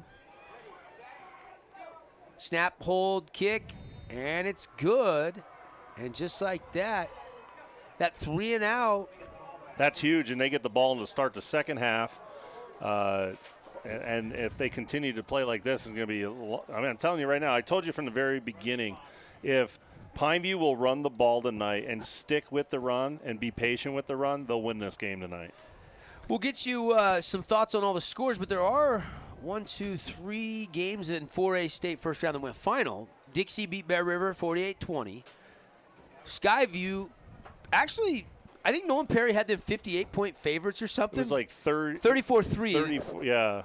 You got to give Nick Hansen and the Hurricane defense a little credit against the defending state champs. They held Skyview to 10 points in that first half. They just don't have enough guys. They get worn down, and guys playing both ways. And, yeah, I mean, you give them credit. They went up there and battled. And Logan has knocked Cedar out. They lose. Cedar loses 46-24. By the way, Crimson leading 13-0 right now. That into the second quarter. That's crosstown over there. And that game, if you're looking for it, on 94.9, or you can find the link to watch it on sportsradio977.com. Andy Griffin, Rustin Burnside calling the action there between the Mustangs and the Mustangs. We're going to see if we've got Jacob Zimmerman just for a quick test run here. Our sideline reporter. Jacob, you got us? I can hear you guys. Can you hear me? Yeah, you sound good, buddy. Awesome. All right, hopefully we'll get Jacob with Coach in just a second. Here's the kickoff. And it is going to be a short kick taken from the 17-yard line right up the middle, and he'll get it out near the 30-yard line before being driven back. 4 seconds on the clock. Snow Canyon take a shot here? Take a shot. Or are they content to go into the locker room down by 10? Well, they got to know they ain't getting the possession that start the second half, so you might want to just take a shot here. Well, the good news is it's only 10, right? You ready? Yeah. I've not seen Snow Canyon throw the double pass like they do out of their flare out of the backfield in the first half. They always wait till the second half, but let's see if they run it here. We'll find out. Is just 4 seconds on the clock. Devin Jensen's going to go back deep, so yeah, it looks like maybe they're going to go ahead and go to the locker room, make some adjustments, down by a score of 17-7. And that's what they're going to do, and it is Jacob Zimmerman. Let's go down to Jacob, who's with Coach Esplin. Jacob, take it away. What's up, Jacob Zimmerman, 97.7. I'm here with Coach Esplin, Snow Canyon Warriors. Coach, what was your assessment of the first half? We need to clean up, but we feel like we're in shape, we're healthy, we feel like we got left. Just got to fix some mistakes, sustain some drives. The drive we've actually completed, we've looked well. Defensively, we've had a couple chances at picks and got a pick. So we just got to clean up a few mistakes and stick to the game plan. What are you hoping to see from you guys in the second half? I hope we can possess the ball a little bit longer, keep the ball in our offensive hand, get first downs, score touchdowns, and then I think we're going to have to be very strong on special teams to make some up. Thanks, Coach. All right, that's Jacob Zimmerman down on the sideline and Coach Esplin there. What do you think of Coach's thoughts there, guys? Yeah, level-headed going into the half. You're down by 10 points. That's with your offense and the explosive plays that you can make. That's very doable. I think they've just got to keep their heads in it, and they got a chance to get back in this thing, especially at home. All right, we'll get you more reaction from some of the final scores in the first round of the 4A state playoffs. We'll get you highlights from this first half. Plus, we'll run down all the Wilkinson statistics from half number 1. At the break, 17-7. Pineview leads Snow Canyon on the We Win Injury Loss scoreboard. We'll fire up the InfoWest halftime report when we come back after this 2-minute timeout.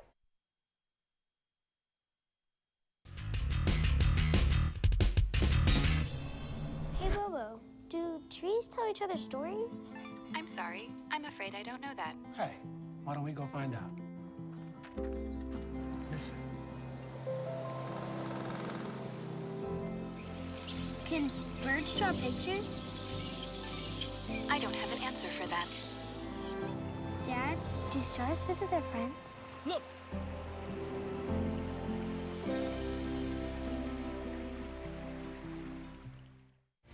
For over a century, Dixie State University has been shaping the trailblazers of tomorrow by providing a culture of active learning, active life. With a paradigm of real-world experience mixed with cutting-edge technologies and rich traditions, we provide one of the most affordable educations in the West, set against the most stunning backdrop on the planet.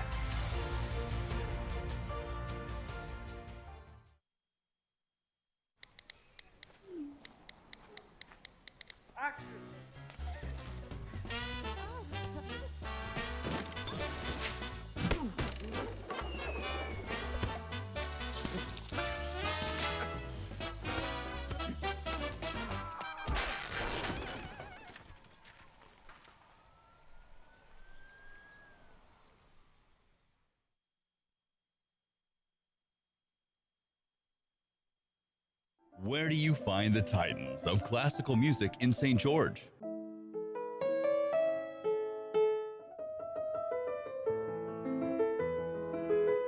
Classical music on Radio St. George, 100.3 FM. Where do you find the legends of jazz?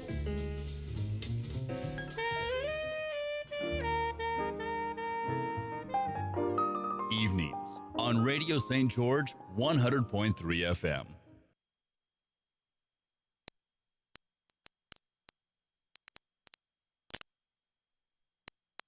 Hey, welcome back. Halftime. Devin Dixon, Carl Frankie, Andy Thompson hanging out with you. InfoWest Halftime Report starts now with first half highlights. And early on, it looked like Snow Canyon had all the momentum. The Snow Canyon Warriors got things going with a two-play drive to start this game off. But that would be the only score in the first half. And it was all Panthers the rest of the way. They scored 17 unanswered points in this one, and they lead 17-7. And the internet people at InfoWest have a referral program. Did you know that you can get $50 for anyone just by referring them to InfoWest? If you're a current customer, go to InfoWest.com/referral to learn more. And let's check the highlights from the first half, as we've got lots to talk about here inside the festivities. There's Keith Adams going up high into the end zone. How about the half for Adams, guys? You know, so they started throwing the ball. It wasn't like they wanted to run it to Adams. We saw them go more to him in the second half. But early on, it was all Snow Canyon. This was the second play of the game. Here is Brooks Esplin. Look at the block he gets downfield. 54-yard touchdown from Hunter Johnson. And Esplin made plays all first half. On most of the targets he got, he paid them off with big-time plays going up for 50-50 ball, making plays after the catch. Here's Devin with a big run. Devin Jensen there, 3 carries, 36 yards, and this was the longest of the first half for Jensen down at the Pineview 45-yard line. Tyler Brown got the start tonight going into the end zone up high. Will Warner with the interception, and that ends the scoring drive. And that was, we heard Coach Esplin talk a little bit about that takeaway. Yes. Yeah, Will Warner, those safeties were eaten in that first quarter. But Keith Adams, this is the first touchdown for Keith Adams, and this tied the game 7-7 right there in the early portion of the second quarter. It was 7-0 at the end of the first quarter, but Pineview would score 17 unanswered, all in quarter number 2. Hunter Johnson throwing across his body. Interception there. Marcus McKenzie, a little bit of a helmet-to-helmet call there late. And that would set up the Kogan field goal, and he got it from just 25 yards. That was plenty of room to spare. Yeah, that was make it 10-7 there, and then Pineview got the ball back and ended up just, methodically kind of getting it down the field. It stayed with the run a little bit, which they need to do. Play a little 4-minute offense. Don't leave any time for Snow Canyon to get the ball back. And I tell you what, Keith Adams is probably one of the best backs in the state of Utah right now. He is rolling, and he's tough to stop. There is that final touchdown there with just seconds on the clock. Keith Adams, 10 carries, 77 yards, and 2 touchdowns. You just saw him there. And Jacob, just curious, your thoughts real quickly on the first half, if you can hear us. You talking to me, Double D? Can you hear me? Yeah, buddy. Just your overall impressions being field level of that first half. Was it physical in the trenches? From my angle, it was loud. The fans were getting into it. You could hear the pads popping.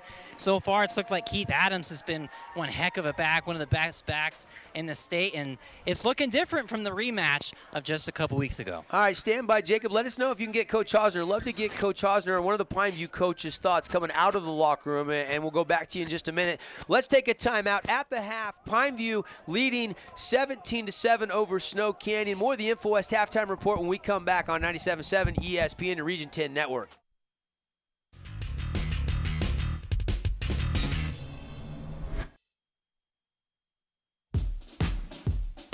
Radio Dixie 91.3. Young the Giant, something to believe in. John, what song do you want to hear? Next, Miss Calendris. You'll be on the SWAT team, the best SWAT team. Just a fantastic situation. I should talk to you. I was going to talk to you last time.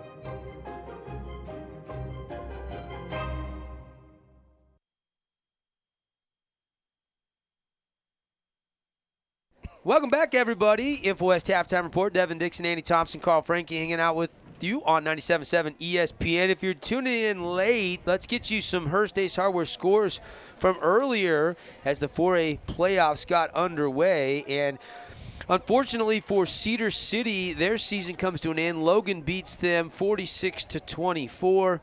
Hurricane season ended today as well, 34-3 as Skyview beats Hurricane. And Dixie, the number 4 seed, putting their foot down on Bear River. It was the Jaquio Mitchell show over there. He had 4 first-half touchdowns. I don't even know how many touchdowns. I know the 5th touchdown went to Barbin to his little brother. It was Barbin to Barbin, and then I think Takao had an 80-yarder as well, and then they got some of the JV kids in there, and Bear River scored a couple of times in the fourth quarter to make that a little bit closer than it really ended up being, as Dixie, no problems advancing. And that's going to be Dixie versus Skyview next week, Coach. What do you think about that matchup, the defending champs and the Flyers? And that's a home game for Dixie. They're the 4 seed. Yeah, Skyview is big, especially in their receiving core. Big, look like tight ends. They're so big. But I don't know if they have enough speed to hang with Dixie, especially with that up-tempo stuff. I think it'll be close early, but I think I see Dixie winning by about 21, probably late in that game. Shout out to Alec Callister, by the way, for Bear River. He was all over the place, defense, offense, heck of an effort and a big loss, obviously, but love having kids like that for a Bear River team that is injured a little bit, but obviously overwhelmed talent-wise in that matchup with Dixie.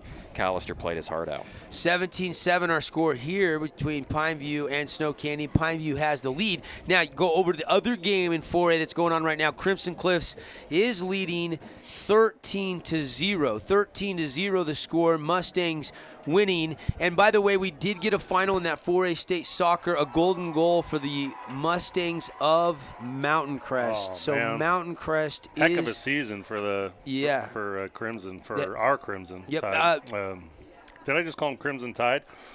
No, Crimson Cliffs Mustangs go down to the Mountain Crest Mustangs. Well, the in 4A state soccer. Crimson's winning 20-0, not 13. 20-0 now. I just got an update. Yep.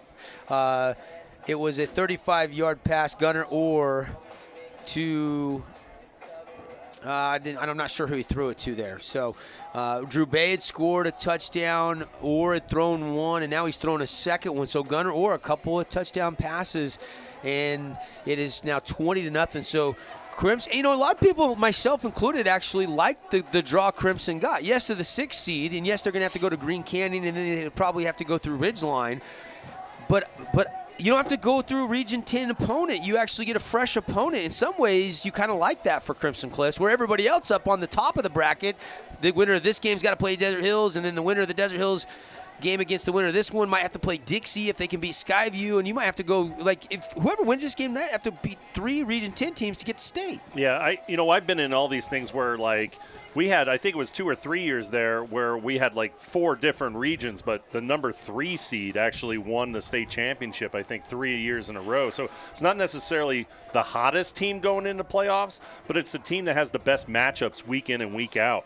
And if you end up on that side of the bracket where you get lucky enough where you match up better each week, you have a really good chance of getting on the turf at the University of Utah. Would you rather play an in-region, all things being equal, a region team or a non-region team? It depends. It depends if you severely dominated that team and you're matched up really well. So for me, I think Desert Hills next week.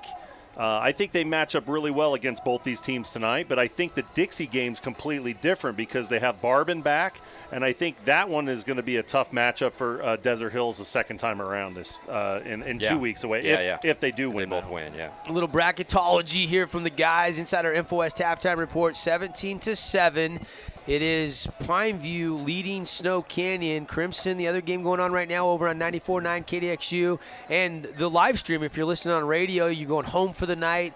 Enjoy your weekend, everybody. But if you want to watch some of the games, all the links are up on our website, sportsradio977.com. All our coverage of the playoffs presented by Ideal Home and Paint, and Crimson leading Mountain Crest 20-0. One other score of note, Canyon View is leading Richfield right now 21-7. They dropped out of the region, went down a classification, and it looks like they're at least, halfway home to winning in the first round.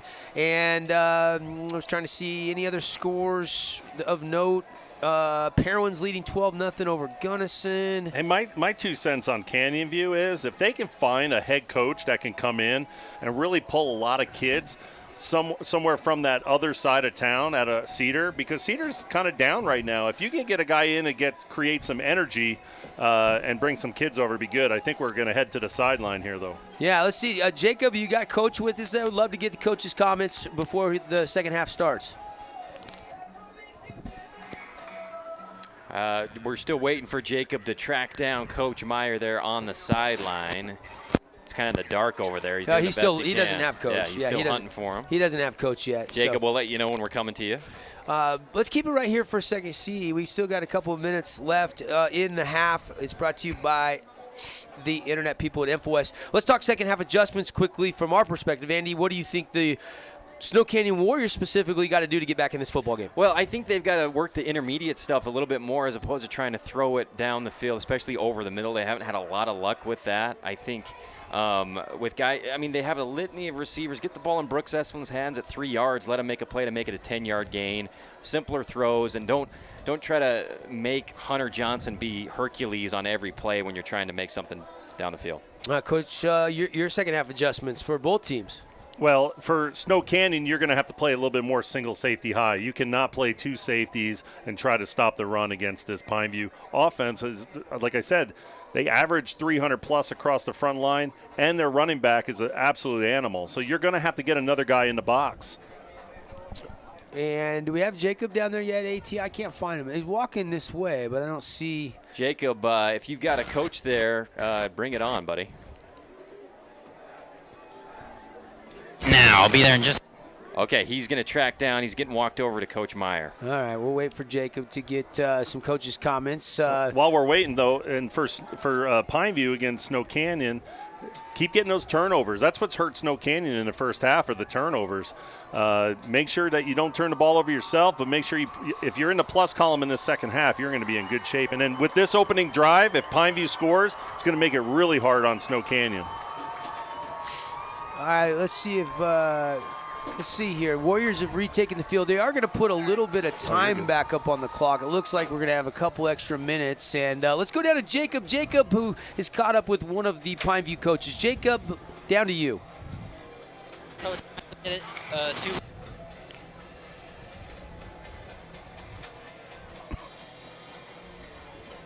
Looks like we may have lost Jacob. Jacob, put your phone up to him. Oh, there you go. The point. The punting situations that they had to punt the ball, and we got the ball back for our offense. We had two great turnovers that gave us the ball back, and we're able to go down and put points on the board. That's what we needed. We need to keep a lead on these guys and put the pressure on them, and that's what we're expecting from our guys. Any other key things? Just doing a good job. We just need to play all around 3 games. Offense is doing a good job moving the ball. Defense is doing a good job putting pressure on, forcing some bad throws. And then special teams, we're winning there. So we really like what we're doing. All right, thanks, Coach. All right, that's Jacob Zimmerman with Coach Meyer. We'll take a quick 60-second timeout, come back with the second half on ESPN Radio. Panthers lead at the break 17-7 over the Warriors.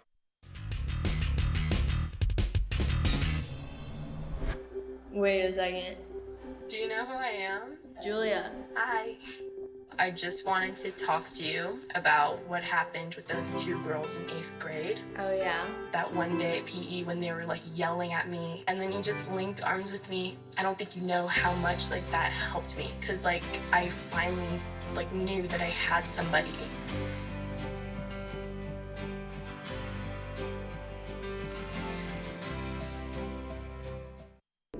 There is a place where young and old make connections. Where kids feel like grown-ups. And grown-ups feel like kids. There is a place where beauty arises in contrast. Where wonder is universal. And laughter second nature. There is a place where friends find a future. Families find each other. And feelings find their home. There is a place.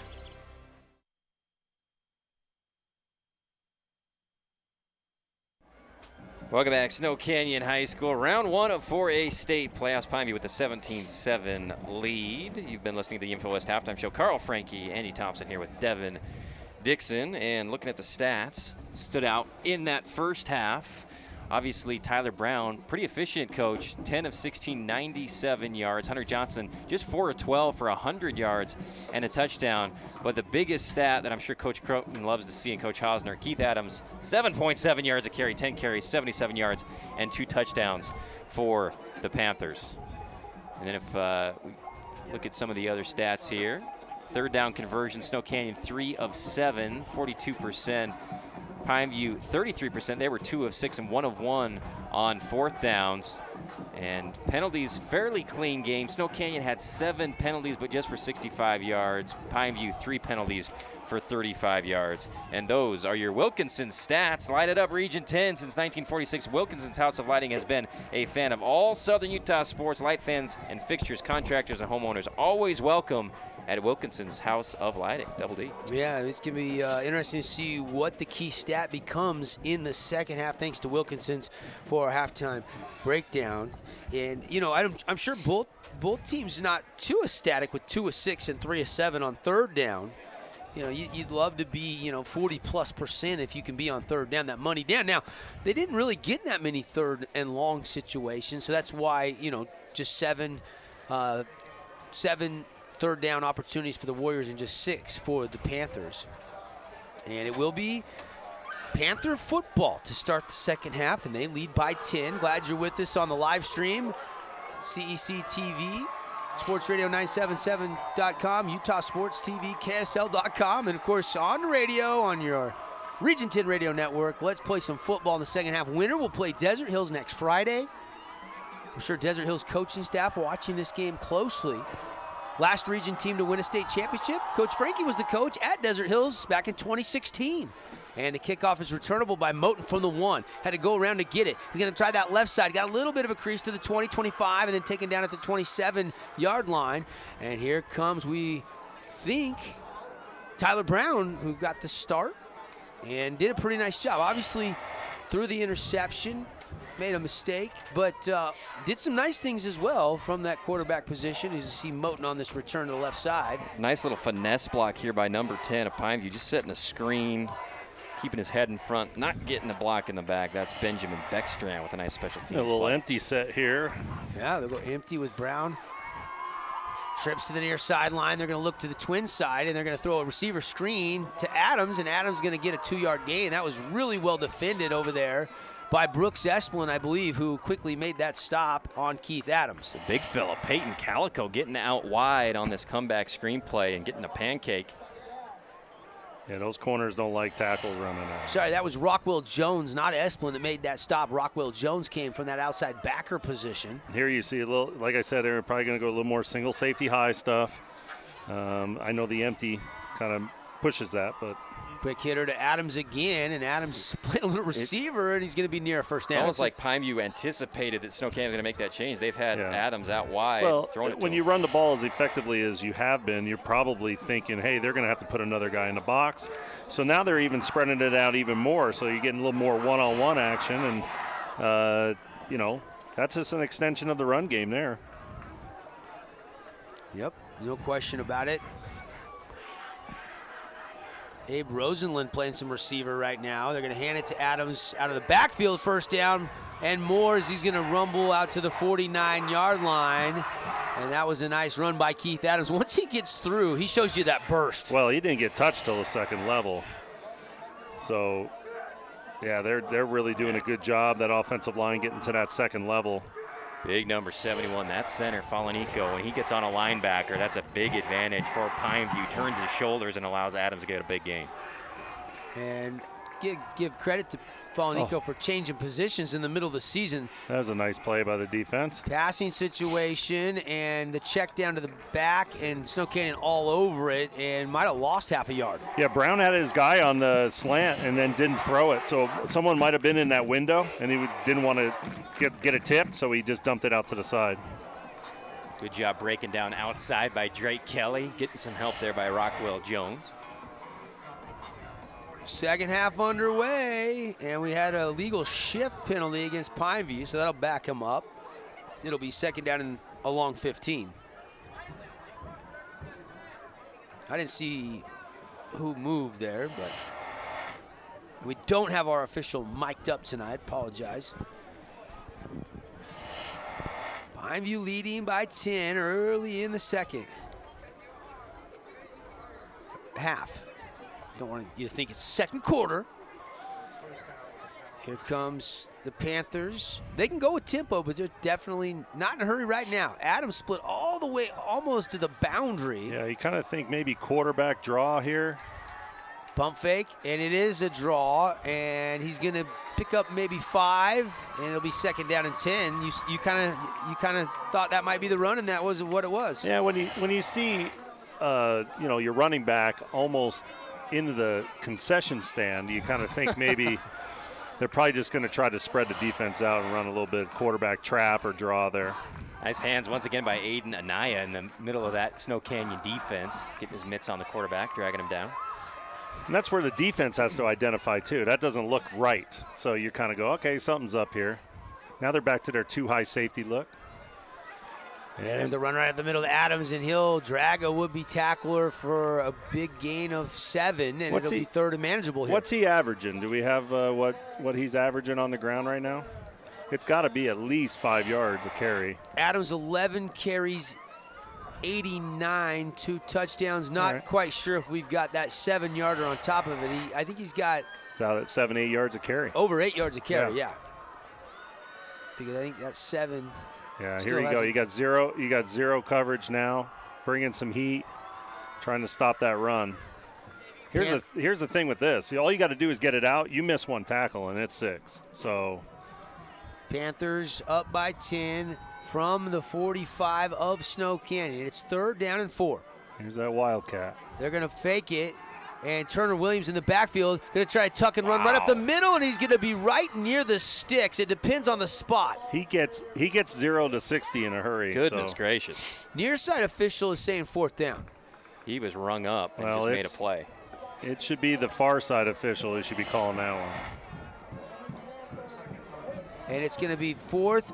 That was a scramble, guys. Credit card. Yeah, that was not a design run. That was a design throw, and it wasn't open, so he tried to do whatever he could with it. The old quarterback sneak here, probably. Man in motion. They fumble it. They get on it, I believe, and that might be enough for the first down if they recovered it. This is a hard one for an official because all those bodies there. And then the ball's on the ground, so where does he pick it up? Yeah. Yep, Snow Canyon has the football. Wow.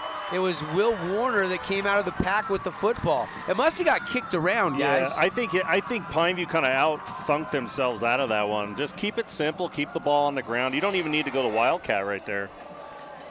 Yeah, the ball's on the ground. Never I think Snow Canyon might have possessed it when they got up. And you saw Will Warner come into the backside of the pile. It must have got kicked way forward to where, and that's turnover number 2 for Pineview. So now both teams have 2 turnovers tonight. And that's a tough thing there, too, because Pineview's a gun team. They're always in gun. They're never under center, and when you try to make that center exchange, sometimes it doesn't work out because you just don't practice it enough. And they only needed inches there. Yeah. So the drive stalls out. So Snow Canyon down by 10, goes to the air. It's a catch, and it's a first down as a nice little yak run after the catch. By who was it? Was it Hickman?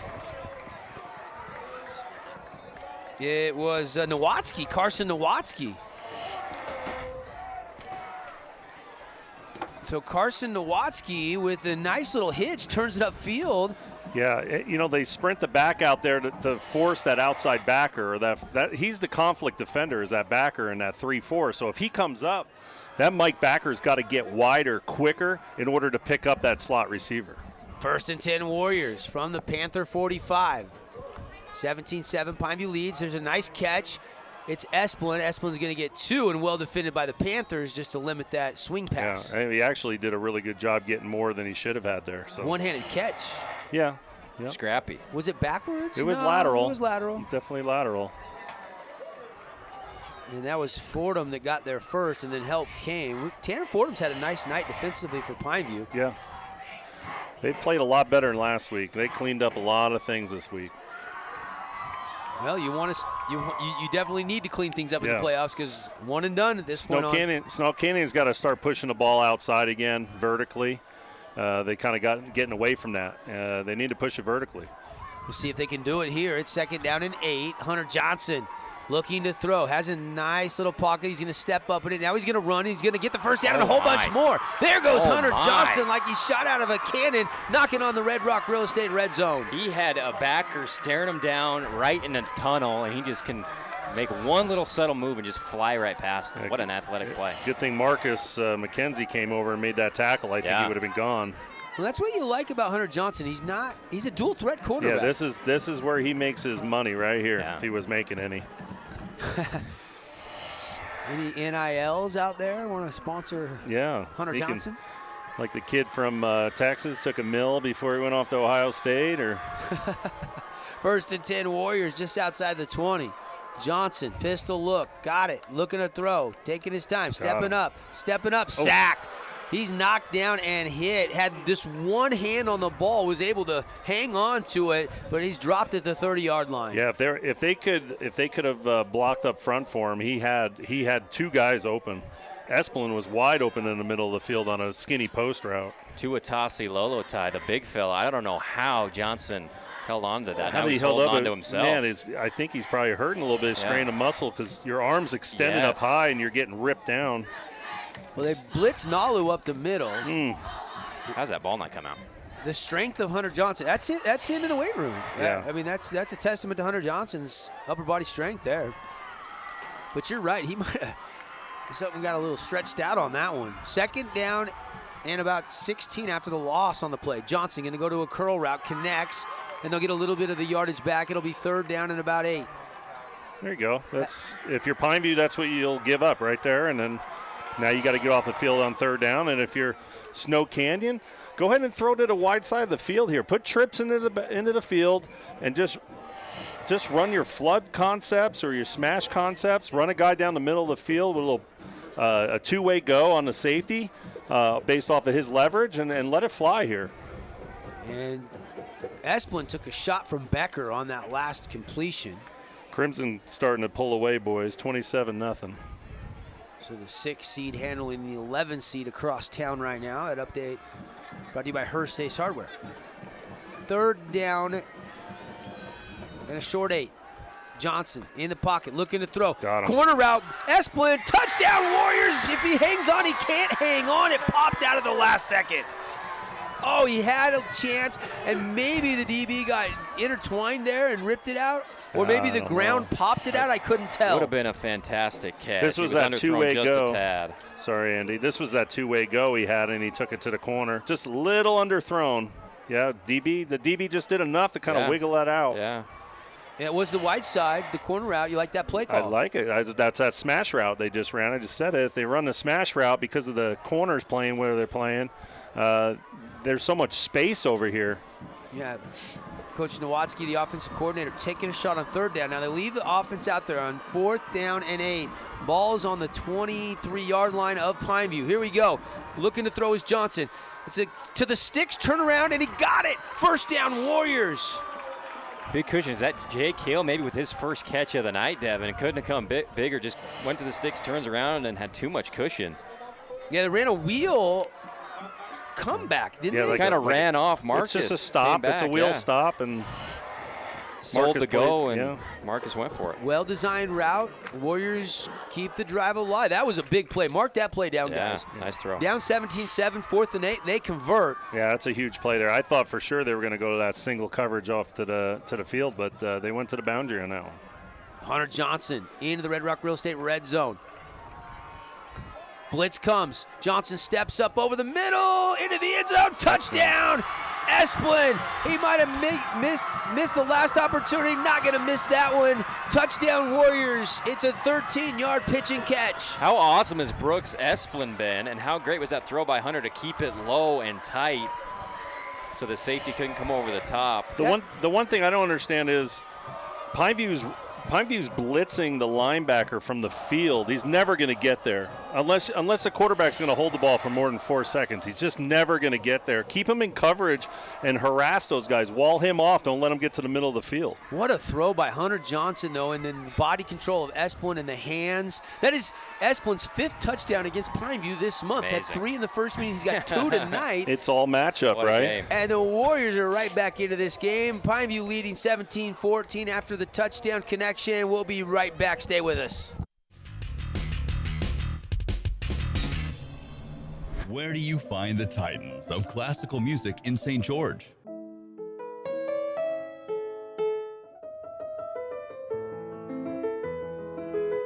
Classical music on Radio St. George, 100.3 FM.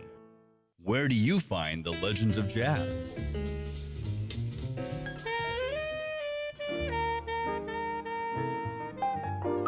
Evenings on Radio St. George, 100.3 FM.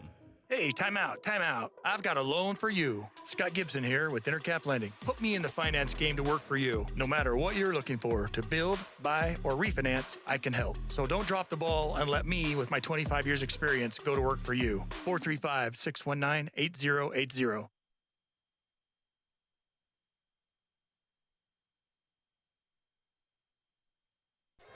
Snow Canyon cuts into the Panther lead at 17-14 on the We Win Injury Loss scoreboard, and we're knocking on the big score dessert too. We get over 25 points in tonight's game. Everybody can go get free yogurt at Yogurtland. Compliments of Holbrook asphalt. Fordham's going to return this after the pooch kick, and he's going to take it out to the 35-yard line. Could have fair caught that one, but decided not to. You know what? That was a good series by Snow Canyon. They come out, they stuck with what they were doing. You know, we came up with a real big 4th down play on the sideline there to one of their key players, and let's see if they can get a stop here and keep Uncle Mo on their side. Utah State playing tonight against Colorado State. That game just about to kick off. Here, 4:05 left on the Nets on Fire clock in the 3rd quarter. They'll give it to Keith Adams. He'll try to jump over a would-be tackle, but they got him by the foot. And he's still got 3. Keith Adams now 99 yards on 13 carries. I still like that Pineview's just being patient still and still running the ball and not getting crazy. Hey, they scored. We better score right now. They're staying in their game plan.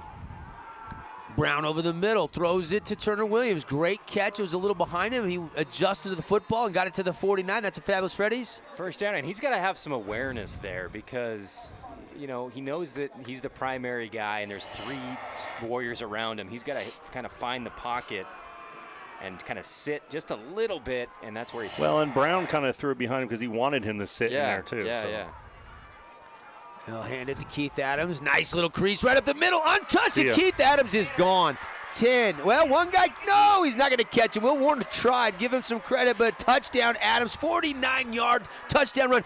It's a hat trick for Keith Adams, his 3rd rushing touchdown of this game. Exactly what they needed in our keys to the game and all this stuff. Who needs to have the game of the season? And it's Keith Adams, and we see it here. Hasn't had a ton of these type of game-breaking runs, but we see it here. When he gets going, I mean, nobody's going to catch him. Warner the people almost gets there. The people at home are going to think I'm picking on Snow Canyon here. Yeah. But you're not going to stop Pineview's run game with 2 safeties high.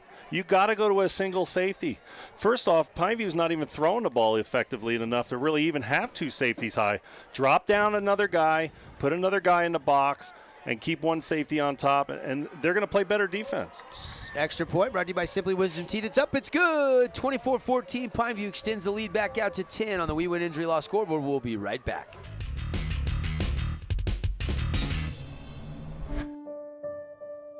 Time apart has taught us.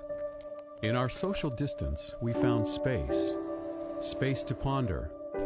Space to connect. Space to imagine. Space to heal. In the emptiness, we found meaning. In silence, we found beauty. In separation, we've discovered there is so much more to find when we find our space. Find your space. Hey, it's Luke with Udine Associates at American Family Insurance. At Udine Associates, we love insurance so you don't have to. With a quick call, we can get you an instant quote with the right coverages. My team of licensed agents are ready to help you with better insurance from American Family. Give us a call at 435-251-9102. Back live here. How about Keith Adams? 49-yarder. Woo! Keith Adams, 3 touchdowns tonight. He's got 14 carries now, 150 yards. And definitely the leading candidate right now for our Ernie's 2 Player of the Game award. Snow Canyon will have to try to answer. Kickoff returnable from the 6. All the way to the left side, and that's a great open field special teams tackle by Becker, shy of the 20-yard line. Yeah, great play coming across the field. Those are always tough when you catch the ball kind of in the middle of the field, and you got to take it all the way to the left. So that was almost on the right hash, and he's got to bring it all the way across. That's a lot to ask those guys up front to block that long. Dylan Becker takes down Esplin, and here comes Hunter Johnson and Snow Canyon trailing 24-14. A lot of teams either have a left, right, or middle return. So if you have a left return and you catch it on the right hash, you would just yell Oppo, Oppo, and they know that you're taking it up the other hash. Hunter Johnson, 9 of 18, 147 yards, 2 touchdowns tonight. He's going to run it, quarterback design run, out across the 20 to the 21, maybe the 22. Short pickup of a couple on the play. Winner of this game will play Desert Hills next Friday. Of course, Desert Hills was able to get past Pineview and Snow Canyon in the regular season. They went undefeated. You know, it was Pineview the last 2 seasons, guys, that went undefeated. We've had 3 seasons in a row. We've had undefeated region champs. Of course, normally you'd pay more attention to that. With the RPI, it's kind of lessened that a little bit. It ruined the whole thing of becoming a region champ is the RPI. 2:27 on the Nets on Fire clock left in the 3rd quarter. Hunter Johnson gonna run it again. And not much doing, and probably lost back to the original line of scrimmage. Taloa, another big play. Taloa with a TFL. And 2 minutes in ticking, and not a ton of urgency yet for Snow Canyon here. No, you don't need to hurry. You need to keep the possession. You need to convert on 3rd and 10. That's exactly right. So we'll see what Coach Nowatzki draws up. Yeah, Pineview probably just going to play a little base here. They're going to bring the outside backer from the field.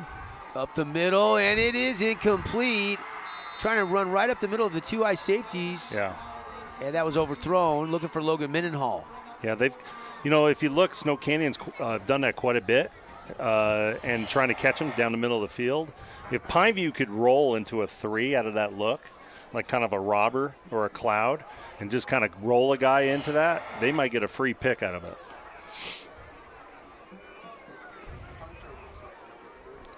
Hey, just got an announcement. Mike Bear, athletic director, Dixie High School, saying that the game between Skyview and Dixie next week will be 4 p.m.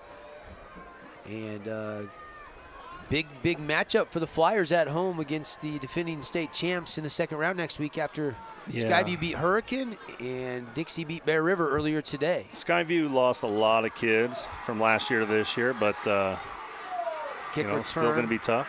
Moten flags down. Moten's going to take it into Snow Canyon territory down to the 35, but I think we might have a block in the back. This one might be coming back. I don't know, they were kind of pointing towards Snow Canyon a little bit, but then it's a block in the back, I think, over here. Yeah, I think so. Oh, well. By the way, the third annual Kickoff Classic is coming. And January 1st at Dixie High School, there's going to be the 8th grade All-Star game, Sun YFL versus the WFFL. 9th grade game will be Utah versus the Nation. And then the senior showcase this year will be Utah versus Oklahoma, January the 1st. Third annual Kickoff Classic, January 1 at Dixie High School. Getting you more information on where you can get tickets to go see Showcase Game 3. The Snow Canyon group, one of the best groups to go through the Sun YFL. Yeah. They lose a lot of games. No. In fact, this junior class, I don't know if they lost a game in youth football 3rd through 8th grade. I don't think they've lost a game in the last 3 years. Have they? No. Because last year's senior group was an undefeated team as well. They've had some really good groups come through here. They're going to need these guys to dial up some defense here. The penalty does take Pineview back to their own 41, though. Yeah, here you go, 2 safety high. What do you think you do if you're Pineview? I would throw it. You could throw it out to that slot who's wide open by 12 yards. They're going to run it to Keith Adams. He's going to bounce it outside, and he is going to bulldoze a would-be tackle. A flag flies in. This should not be a helmet-to-helmet because both kids are trying to go low. Are kind of trying to go low. This is kind of an incidental thing. It's a hold. It's a hold. Yep. I thought for sure maybe you would have called that. Me too. helmet. I thought it was going to be the same thing, going low. Yeah. Going to get him kind of leading. Because sometimes defensively you're kind of like, oh, wait, the back lowered his head on me too. So you're just trying to get lower. And especially against Keith Adams, if you don't get low, you're going to get trucked. This is huge for Snow Canyon. That kickoff return would have been down around the 33-yard line of Snow Canyon. The block in the back takes them into their own territory. Now this hold takes them back to their own 30-yard line. Good news for them, it's first down. But, yeah, this is where you want to be if you're Snow Canyon for sure. But, I mean, you were nearly in Kogan field goal range, and now you're at your own 30 with 2 penalties in a row. And now movement, we could have a 3rd penalty in a row. Yeah, that's going to be movement on Pineview, and they're going to move back even further. It's going to be 1st and 25. And when you're down by 10 with just 1:17 left in the 3rd quarter, and it looked like you were going to have Pineview 1st and 10 from the 34-yard line of Snow Canyon. This is where that mental tough. If you're looking at this offense right now, how do you not throw this to the slot receiver on the hash? And they do. It's Turner Williams. Williams is going to get a block from your immediately. Got to get a block. Brooks Esplin again on that outside. He is a physical. The problem here is Moten goes at him instead of jumping inside on him and forcing him around. He just goes at him and gets beat across the face, and so he's got no chance. Yeah. What a game for Esplin. He has played. He's just more decisive than Moten in that situation, right? I mean, he just decided, I'm going outside, quick cut, and then attack the ball. So 2nd down and 23, about a 3-yard loss on the play. Tyler Brown looking to throw, clean pocket, going to dump it up to Adams. He makes a catch, makes a man miss, gets a stiff arm, and then is tripped up. You know how good that catch was right there? Totally right turned, off his shoes. And had to totally turn from one, rotate all the way around to make that catch. Fantastic catch in the flat. Tegan Cheatham, though, fights through the stiff arm and does make it. You got to give Cheatham a little credit here. Well, you know you're going to almost get hit here. So watch Cheatham, though. Cheatham's going to go low and just grab a foot. I mean, when it's second and 23, and now they you're did still their third job. and 14. That's a good tackle there. That's a great tackle there. I just was amazed of the catch because he's looking out off his outside shoulder like he's supposed to. It gets thrown on the other side. He catches it off his shoe, and Brown's going to take a shot, 3rd and long, and it's Marcus McKenzie, and they grab him, and that's going to be that is a back-breaking play for Snow. I mean, you get him to third. He's overthrown regardless of the penalty, and then you bail him out with a flag there. Yeah, and you again on a chilly night, a little chilly night, you don't want him to activate that hamstring again and get it hurt. But you can't. He's one of the fastest kids in the state. You can't stay with him. He's just running a straight fade. It's just a straight skinny post right there on the hash. Yep. And it's going to go against the Warriors, and it was first. It was and 20. No, it was second. It was 1st and 25. Yep. And then it was, Now we got 1st down and 12 or 13. Well, they haven't. Have they moved the ball yet? Yeah, they got to move the ball. It's going to be 1st and 10 from the 42. I was kind of just 47. Kidding. Yeah. I was like, wait, that doesn't make sense. Because it was 3rd and 14, so the 15-yarder. 15-yarder gets them where they needed. Yep. They got them 2 yards further than what they were. It was 3rd and 13. Got 15. Huh? Yep. And so all that momentum you'd had with the penalties, Pineview had kind of self-inflicted, and then you give a PI there, and now a new set of downs. Again, he hasn't been on the field all night offensively, so you put him on the field, they're going to try to take him deep, right? So you got to stay high. Rosenlund to the near sideline. He started the season as the starting quarterback, by the way. You're going to get a large dose of run here. Yep. Oh. No, they fake it to Adams. They throw it out to Turner Williams. Williams is going to pick his way to the outside, and he's going to pick up about a 5-yard gain. Yeah, if they're going to give that to you, why not? Quick hitch to Turner the burner. Turner Williams won a state championship with Beaver, was a quarterback. Comes to Pineview, and he's worked his way to a captain. And probably, with his size, probably a good move for him because he could probably be a next-level slot where he'd have a tough time with his height being a next-level quarterback. Yeah, he's not a quarterback next level. So it's probably been a good move for him. And we've got the end of the 3rd quarter. We'll take a quick 30-second break. 4th quarter, when we come back, it's 24-14. Panthers lead the Warriors on the We Win scoreboard. Hey, Dad, I need your help asking Jessica to prom. Of course. Love is like the ocean. You have to tread the waters. Dad, that's not the kind of help I needed. Hey, Jessica. Will you go to prom with me? Yes. You don't have to be perfect to be a perfect parent. Thousands of teens in foster care can't wait to share their first with you.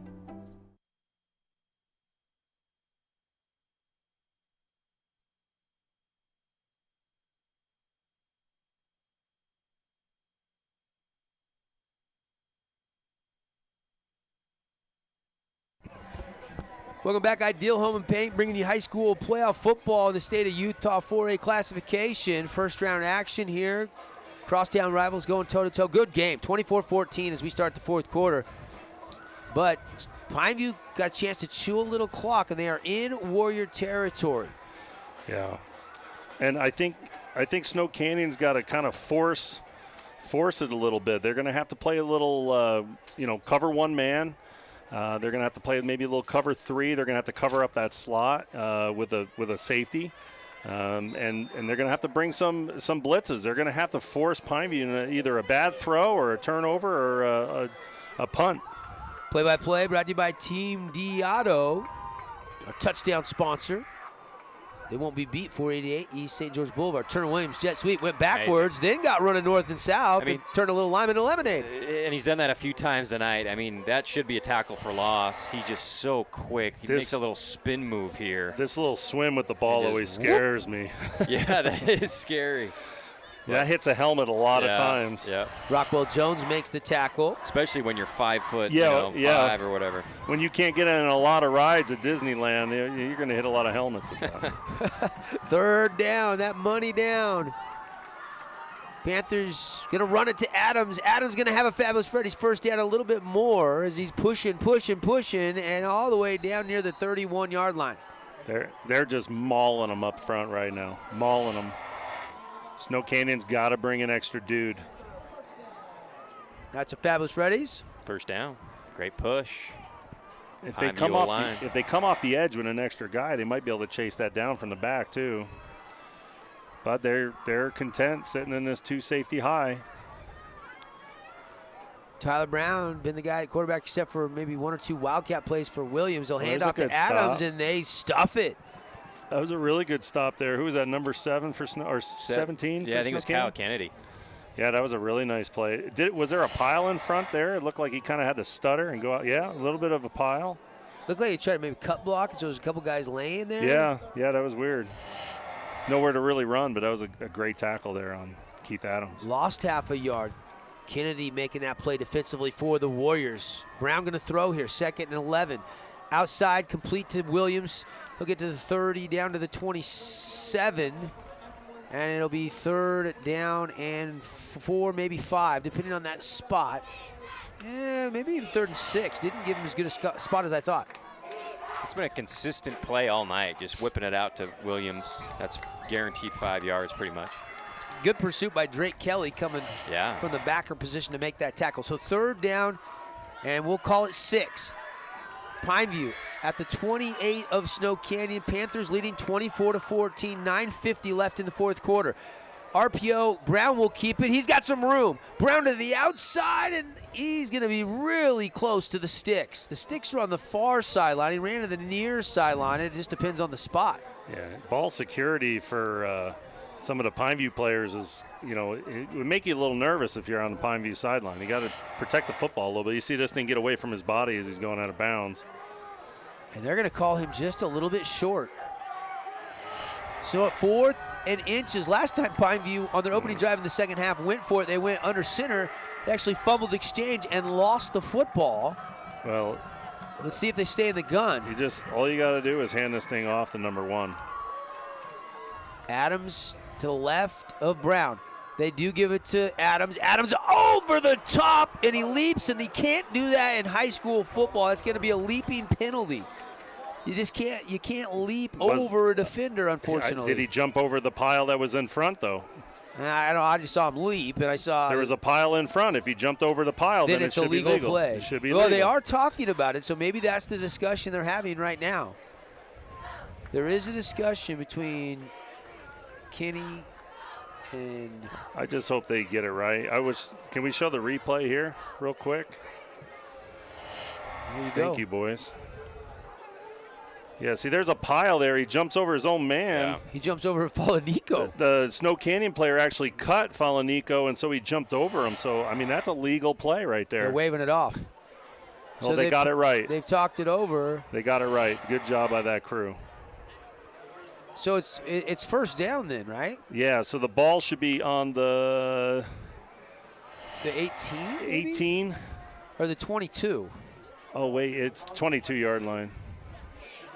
So it should be about the 18-yard line, I thought. So it should be 1st and 10. He got he got a 4-yard gain. It's on the 19, so it's first down. That's a heck of a play, man. The kid's going to get it for you. You just got to trust that he will. And then just kind of ride that offensive line. Well, I think the White Hat actually overturned the other call because he had a different angle probably. Yeah. And he saw that he jumped over his own center. Well, and that's how it's supposed to work, right? Because everything happens in a flash, right. And they got together and got the right call. Carl Frankie giving credit to officials for the 3rd time tonight. Hey, I will all night long if they make the right call like that. And it's Keith Adams Jr. again moving the pile and picking up positive yards down inside the 15. It's a pickup of 6, maybe 7. Yep, this is tick, tick, tick, tick, tick. Snow Canyon's hoping to at least hold them to a field goal here and try to get this ball back and score because they're just chewing clock at this point. Andy, doesn't Adams just get every ounce of yardage on every run he possibly can? Yeah, he's not a prima donna at all. He's not he's got the speed to be kind of a slant route, and there he is. Caught, touchdown, Marcus McKenzie, welcome back. Somebody other than Keith Adams scores for Pineview tonight. But again, if you're Snow Canyon, do you not double 12 when he's on the field offensively tonight? Yeah, he's only been on the field a couple times, and they've targeted him both times. Both times. And that's pretty good ball from Tyler Brown. Marcus McKenzie's back, folks. I mean, 13-yard touchdown to McKenzie. They might as well put a big neon helmet on him. It's coming to him. Marcus McKenzie is back. And here is the Simply Wisdom Teeth extra point. It is up and good by Austin Kogan. And the big score dessert is on. Over 25 points scored tonight. Everybody can go to Yogurtland for the free dessert. Just mentioned the big score dessert at checkout at your local Yogurtland. We'll take the break. Panthers pulling away 31-14. When it comes to your child's teeth, Dr. Cody and his experienced staff at Johnson Pediatric Dentistry are game changers. So when it comes to checkups, a toothache, or any problem with your kid's teeth, call experienced veteran Dr. Cody Johnson at Johnson Pediatric Dentistry, 628-0511. Simply Wisdom Teeth is all they do, and they always make it simple. With everyday pricing at just $899 for all 4 wisdom teeth removed, including sedation, they've got over 600 5-star Google reviews. For appointments, call 635-1243 or visit simplywisdomteeth.com. Need an appliance or two? AWP's got you. Check out the remodeled expansive showroom, highlighting the Cafe series with colors like matte black, matte white, and modern glass. Make your kitchen stand out. Come see the local boys at AWP across the freeway from the Bloomington Walmart. Hey, we're back, everybody. Pineview up 31-14 on the We Win injury loss scoreboard. Have been injured in an accident, bitten by a dog. 435wewin.com for a free assessment of your case. Devin, Andy, Carl, bringing you the festivities here. Our Ideal Home and Paint doubleheader tonight here on ESPN. And the kick is into the end zone for the touchdown off the foot of Kogan. One other game going on right now. Do we have a score? All Crimson, the Mustangs, were pulling away over there against Mountain Crest. Yeah, last score I saw was 27-zip. Maybe worse now. Yeah, all Mustangs, they're well on their way to a victory. Here, Pineview is definitely in control. Largest lead of the night now, up by 17. And you almost have to score every time you touch the ball, and you may need an onside kick at this point because there's only 8:41 left in this game, guys. Absolutely. They need turnovers, obviously, any onside kicks in the near future to get back in this thing. Can Hunter Johnson. And desperation defensively, putting guys in the box because you can't have Pineview just running the clock out. Hunter Johnson going to roll it, look to throw.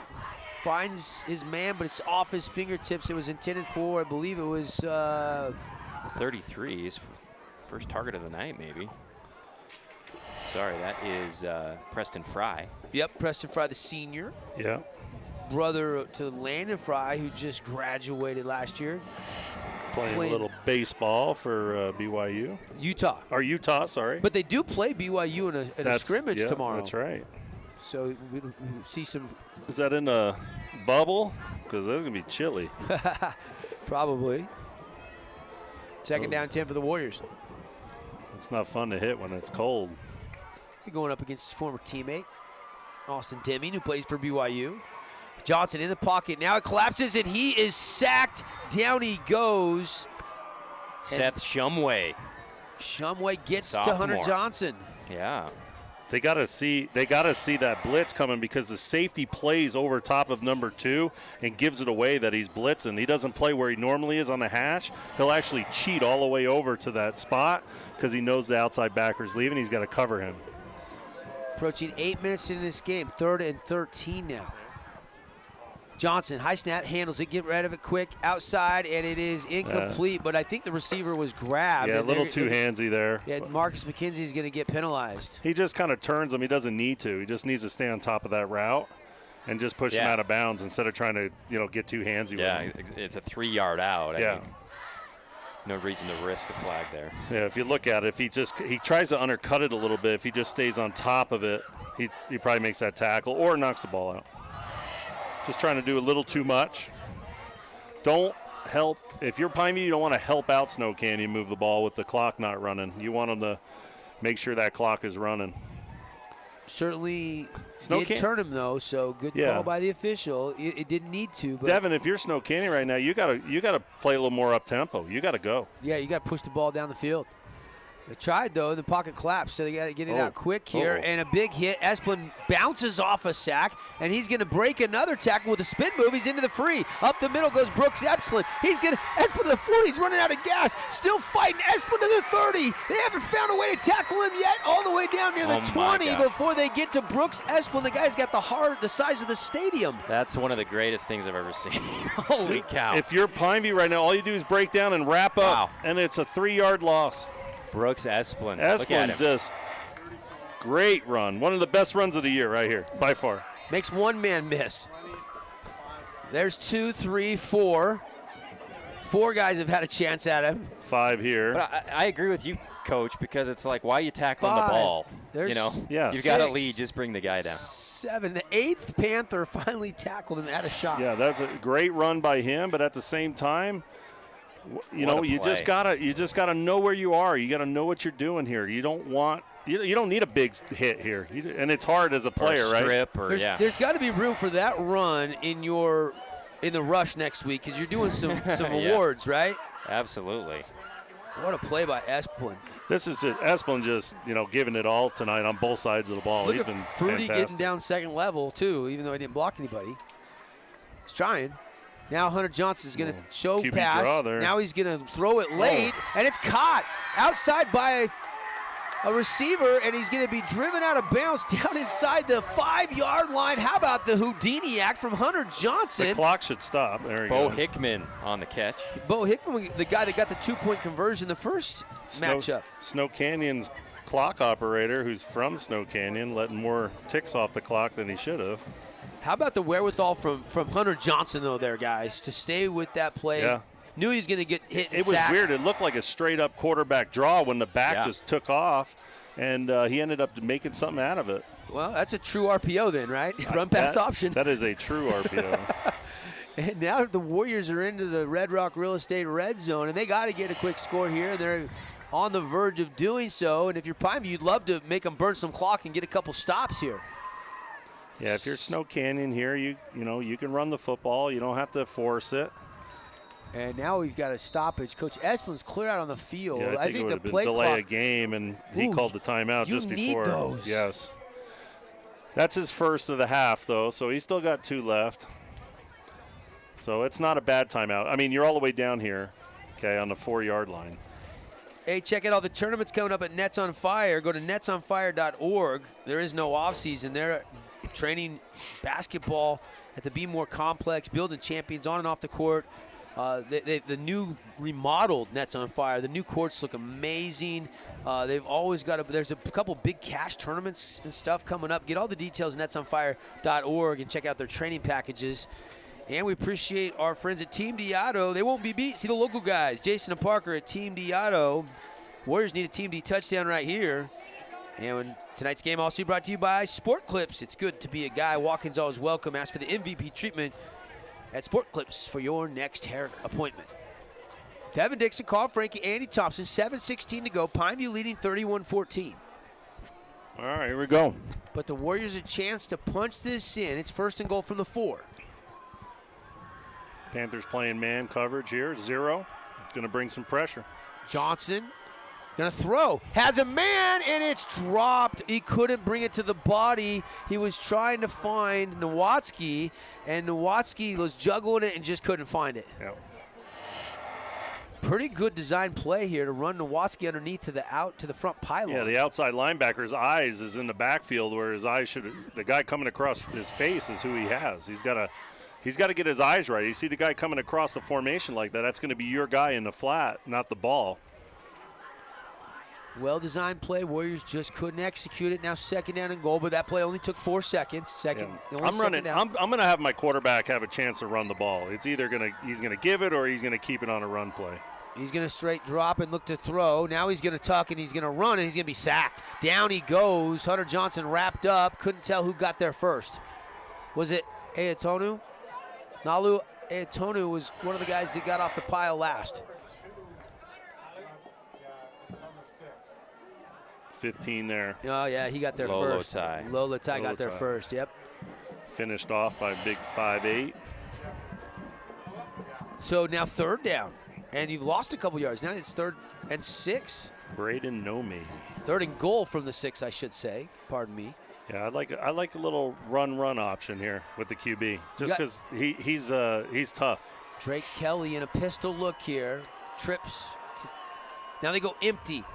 As Kelly goes to the right side, Hunter's going to roll that side. He's going to stay in bounds. Throw last second. Touchdown Warriors. Last second, he was going out of bounds. Hunter Johnson back in the end zone finds his man for the score. Who caught that in the back of the end zone? Was it Jake Hill? 5 or 6. Yeah, I think Jake 6. Hill, yeah, touchdown. Jake Hill. Wow. What a throw. Like you said, Devin. Last second, sidearm. He's out of real estate here. He's got to sling. throw it. Ooh. He almost stepped out. Goodness. Yeah, I want to see that one more time. He almost was about to step out as that ball released. Just barely let it go in time. And Hunter Johnson with a beautiful, beautiful play there to keep this game alive, guys. They had to have that score. Yeah, they had to go. Oh. They botched the snap. And they're just going to throw it up into the air, and it's going to be caught for the two-point conversion. No freaking way. Oh, my. We've seen everything. 500 No way. Jordan Wade just took it out of the defender's hands, and who's the holder there? Looked like John Elway, whoever it was. Whoever got that and threw it. Flutie. It was Flutie. It was number 35 for the Warriors. That actually, I think, threw that. Yeah. Alan Kelly. It's Kelly. How do you guys have Kelly's number? Oh, here we go. Kelly throws it to Wade, and now it's a 31-22 game. Awesome. I mean, and he did the only thing he had to do is just you got to get it towards the end zone. Yeah, keep it alive, get it up in the air. Now, it's still a 2-possession game, but now you bring in. Yeah, you got a touchdown and a field goal. Yep. Still plenty of time. Yeah, you now need a 3-and-out. If you're Snow Canyon. I mean, this one from best case scenario, he's out of bounds, I think, on the throw, boys. Was it? Yeah, it's hard to tell because it's out of the screen just a hair. You only see half his foot, but that's close. And I knew it was really close. I knew he was running out of real estate. And now, I think you go ahead and kick it deep. You still got 2 timeouts. Here's a better angle on the replay here. Yeah, that was tough. It's close. If the shoe's in when he comes off the turf, it's a good play. They're going to onside kick it, and it's recovered by Pineview. Didn't go 10 yards anyway, did it? No. What about 8? Not enough pace on it. I think you go deep there, but maybe Coach Esplin felt like that was his best chance. Well, the way the defense hasn't been able to stop, I mean, I think you got to make a desperate call there, but I still think 6:18's a lot of time left. Nice job by the special teams to fall on that. Needed a high kick, needed a big bounce there, just didn't happen. So if you're Snow Canyon, you just need anybody but Keith Adams to dominate this series, right? You're just trying to force anything but him getting it up right up the middle for big gains. Our white hat was helping Keith Adams with some equipment there. Now we're set for live play. Drive will start for Pineview, up 31-22, 6:18 left in the fourth quarter. They have the lead in the football. Keith Adams right up the middle, and he's going to pick up. You know, you never want to say that it runs dead until it's dead because he picks up so many yards after contact. Give him 6. And if you're Pineview right now, coaching staff-wise, ball security is the main thing, right? I don't think I've seen Keith Adams fumble all year. Oh, you just jinxed him. Don't say I'm that. just stating what I've seen. Now I haven't now done if every it happens, game. it's going to be all your fault. I don't believe in the broadcaster jinx. I do not believe in the broadcaster. I have nothing to do with what's Let me going on go the back field. to what I was saying. Ball security. That's a fact. You don't want to strain and strain and strain for extra. Uh-oh. Oh goodness. And that's not on anybody but the center. That's Peter Falnico snapping that over the head of Tyler Brown, who went back and laid on it. But they're going to lose a lot of yardage back to the 35-yard line. Don't make me start to believe in the broadcaster jinx, you guys. That's exactly what Snow Canyon needs, is a weird play.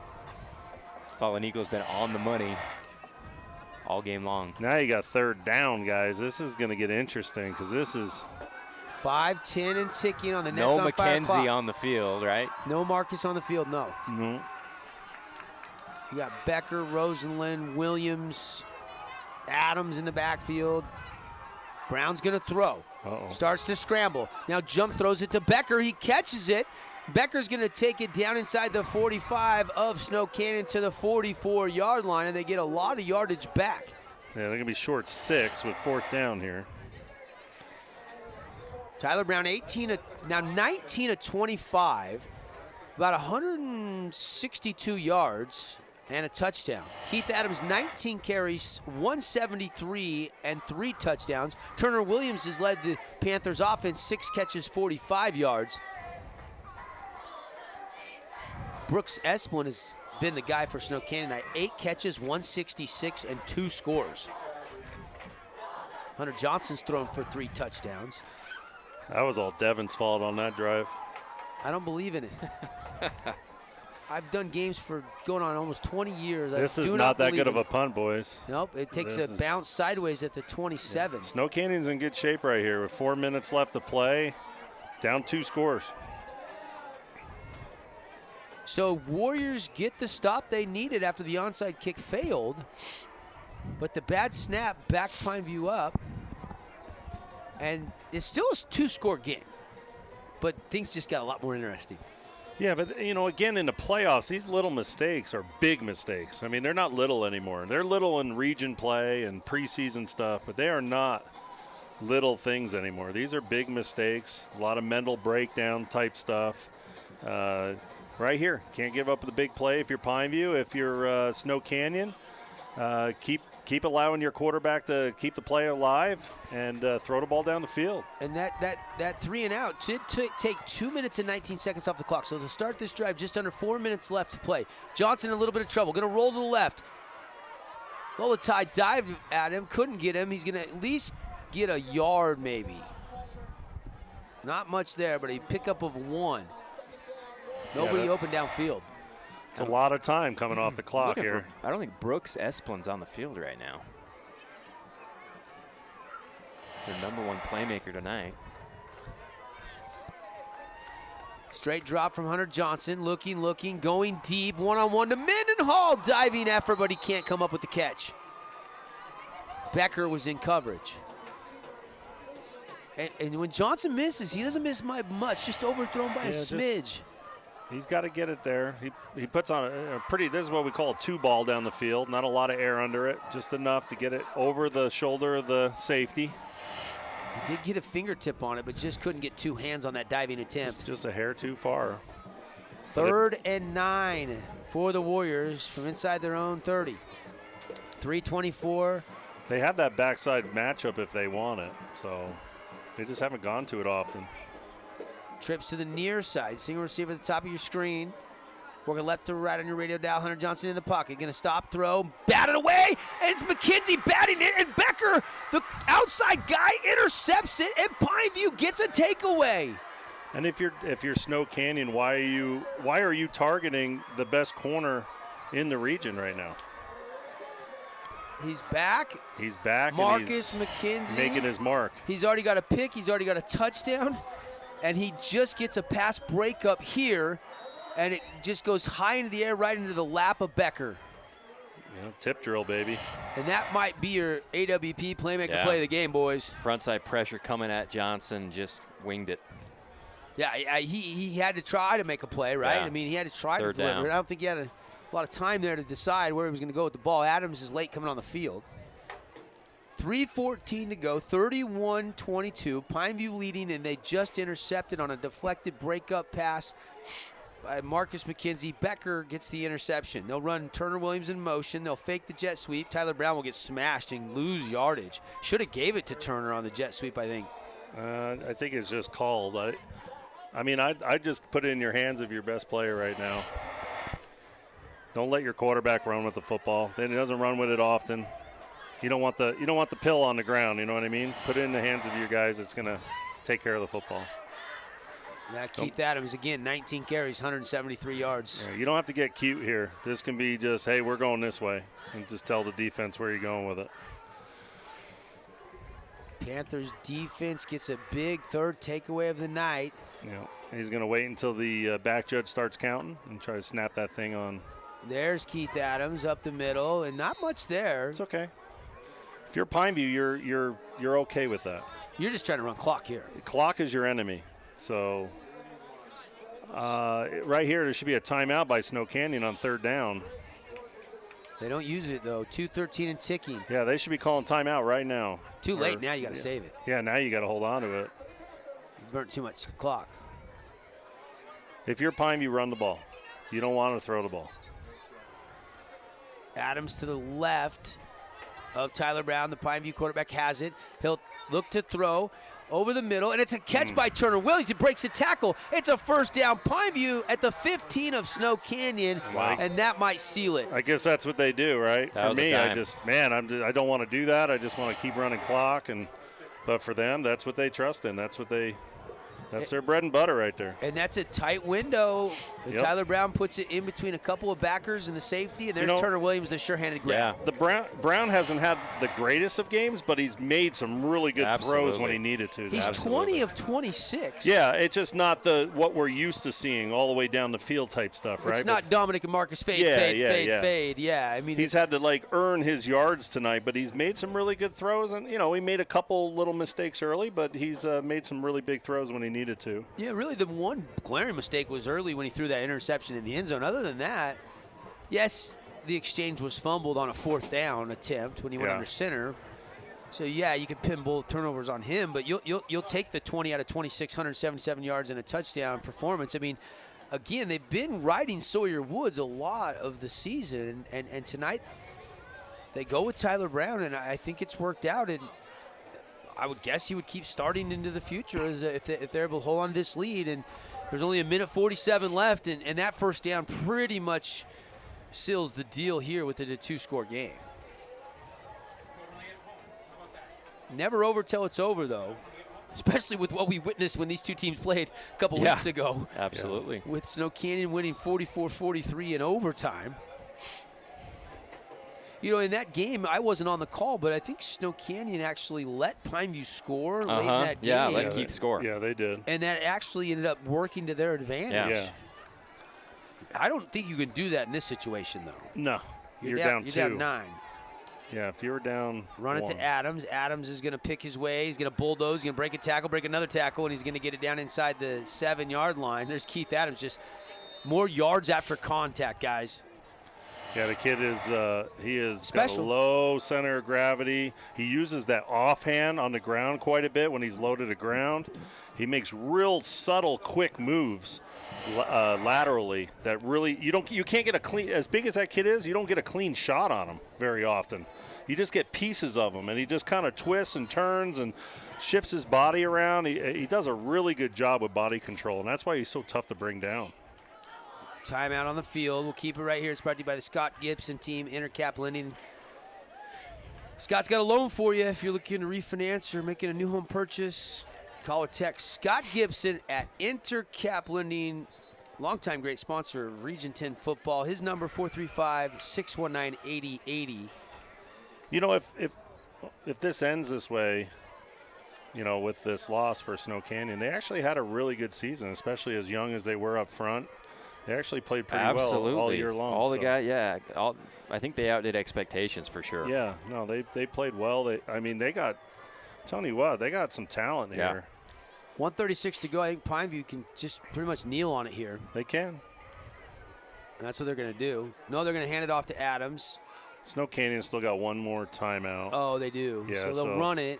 Trying to run some clock. And they'll get the first down. Fabulous Freddy's first down. Yeah, so there's no timeout here by Snow Canyon. You're going to get 2 knees and be done with this. Maybe they didn't. 3 knees. Maybe they didn't quite give him the yardage for the first down. It was really close, but they haven't moved the chains.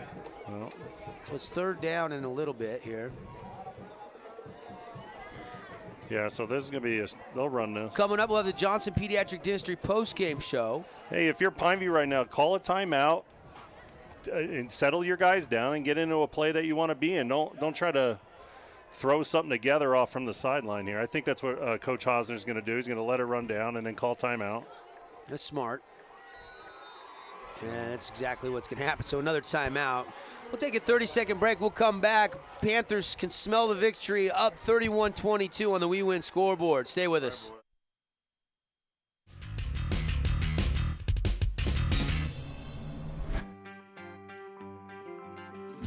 take the road less traveled. Run free, unwind, unravel. Someplace outside with lots to do. Green trees, red rocks, and don't forget that blue sky. The sunshine shining, sunshine pouring on me. Think I might just stay a while. Say hooray all day because the sun is gonna shine on me. Sun is gonna shine on me. Sun's gonna shine on me.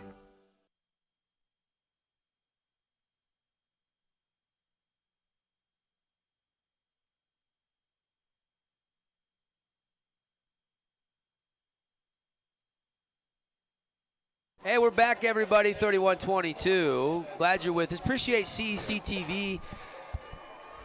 Everybody producing, back in the truck, shooting the pictures for you tonight on the live stream. Devin Dixon, Carl Frankie, Andy Thompson, Jacob Zimmerman here on the call. They'll run it to Keith Adams. Keith Adams going to be stopped, but he will get the first down to the 5-yard line. That's game. And they'll stop the clock to move the chains to 1st and goal. Yep. Keith Adams gets the first down. Mendenhall makes the tackle. You're under 40 seconds, that's over. So the Warriors' season is going to come to a close here at home tonight. And Pineview will play Desert Hills next Friday, probably at 6 or 7 p.m. It'll be the Panthers, who break the losing streak. They lost and kind of limped in, but they can celebrate. They don't have to snap it. That's it. They're going to run it off, and it's over. And there's one Panther that is, it's Dason Moore, I believe, that was giving love to every single Warrior player. Yeah, you got Moten down there doing that. And yep. I mean, these kids known each other forever. Yep. So yeah, they're super competitive, but you know, they definitely are class acts. So Andy Thompson has went down on the field with Jacob Zimmerman. So we'll hold it right here for just a second. Carl, your thoughts? Still a really terrific Region 10 battle between these two teams. Yeah, it's kind of what we thought. I figured that, you know, in order for Pineview to win this game, they really had to hang their hat on the run game, which they did tonight. I was surprised that Snow Canyon allowed them to do that by keeping the 2 safety high most of the night. I would have liked to have seen them kind of almost force the envelope a little bit for Pineview, but I knew they had to basically ride Keith Adams into the next round, and they were able to do that. And you know, Snow Canyon had a heck of a season and have nothing to hang their heads about, and those kids played great all year. And you know, you got your quarterback coming back next year, and you got a lot of talent around them. So they're going to be tough to beat next year. Yeah, what a season for Hunter Johnson. He ends his junior season tonight, 13-25, 214 yards, 3 touchdowns. Brooks Esplin, he'll be back next year. He's just a junior. 8 catches, coach, 166 yards and 2 touchdowns. But it was the Pineview Panthers with Keith Adams going for 23 carries, 185, 3 touchdowns. Brown, very efficient, 20-26, 177. Then you also had Turner Williams, 7 catches for 60 yards in this one as well. Let's go down to the guys with some postgame from the field. Take it away, fellas. Jacob Zimmerman, ESPN 97.7 sideline. The win, Pineview Panthers. Congratulations on the win. Let's go back to early in that third quarter when Snow Canyon made it a 3-point game. Your team, and how did you guys take back control? Yeah, just keep playing. We knew that we had a game plan, and it was going to be a battle between both sides. But our kids were staying positive. They knew the game plan was going to keep working as long as we just, we didn't make mistakes and we were flying around on the ball on defense and making plays on the offensive side, and our guys were just great at doing that tonight. Keith, you had a huge game here, again tonight. What was the difference? We just worked hard, we practiced hard, fixed our mistakes, changed a couple plays, and I love this team, and we're just going to keep going. We're going to win a championship. Keith, great effort tonight. Best of luck going forward. All right, that was Jacob Zimmerman down on the field with a couple comments from Coach Meyer, and then right after that, Keith Adams says he loves his team and they're ready to go win a championship, Coach. Yeah, what else are you going to say? You know, and you know what? He's kind of rallied the troops when they've lost the McKenzie twins for a couple, a bunch of weeks, and I think they had to ride him. He knew he was going to be the guy that has to carry this team, that and that offensive line, and he's done that, and he's done it really well. I mean, he average about nine on the ground tonight, maybe 10. I mean, he was dominant tonight. That offensive line for Pineview, dominant tonight. Again, I'm just don't understand Snow Canyon staying in a too high shell when they weren't really throwing the ball that much tonight, and that they were running the football, especially on first down. Pineview started the season walloping Salem Hills and shutting out Highland and beating Park City. Then they beat Hurricane, and then all of a sudden, September 10th, they lose a heartbreaker, 31-28 to Dixie, and everything started to kind of unravel from there. Injuries. Well, they lost players. They lost the game, yeah. They were able to bounce back and beat Cedar the next week, but then they lost to Crimson, and then they lost that overtime game to Snow Canyon, and then they lost to Desert Hills last week going into the fall break, but tonight this one has to feel good as they beat Snow Canyon 31-22. Here's my thought on the thing. Pineview's starting to they had to find a different, this is who we are type thing, identity. And at first, it wasn't like their identity was to push the ball down the field, play fast, and their identity now is not that. And I think it takes a little while for the coaching staff and also the players to understand what their new identity is, especially on offense. And then defensively, if Pineview's got to play better each week defensively, I still think, but they played a lot better tonight, especially after last week. They gave up so many yards on the run. Tonight, they played a little bit better defense. We're going to get you all the stats. We're going to come back with some highlights. The final score, 31-22 on the We Win Injury Law scoreboard. Let's take a 60-second timeout. We'll come back. TV can stay with us for one more segment as we tee up our Johnson Pediatric Dentistry post-game show. Panthers win over Snow Canyon.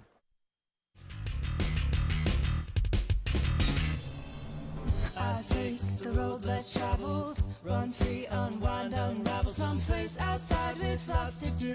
Green trees, red rocks, and don't forget that blue sky. The sunshine shining, sunshine pouring on me. Think I might just stay a while. Say hooray all day because the sun is gonna shine on me. Sun is gonna shine on me.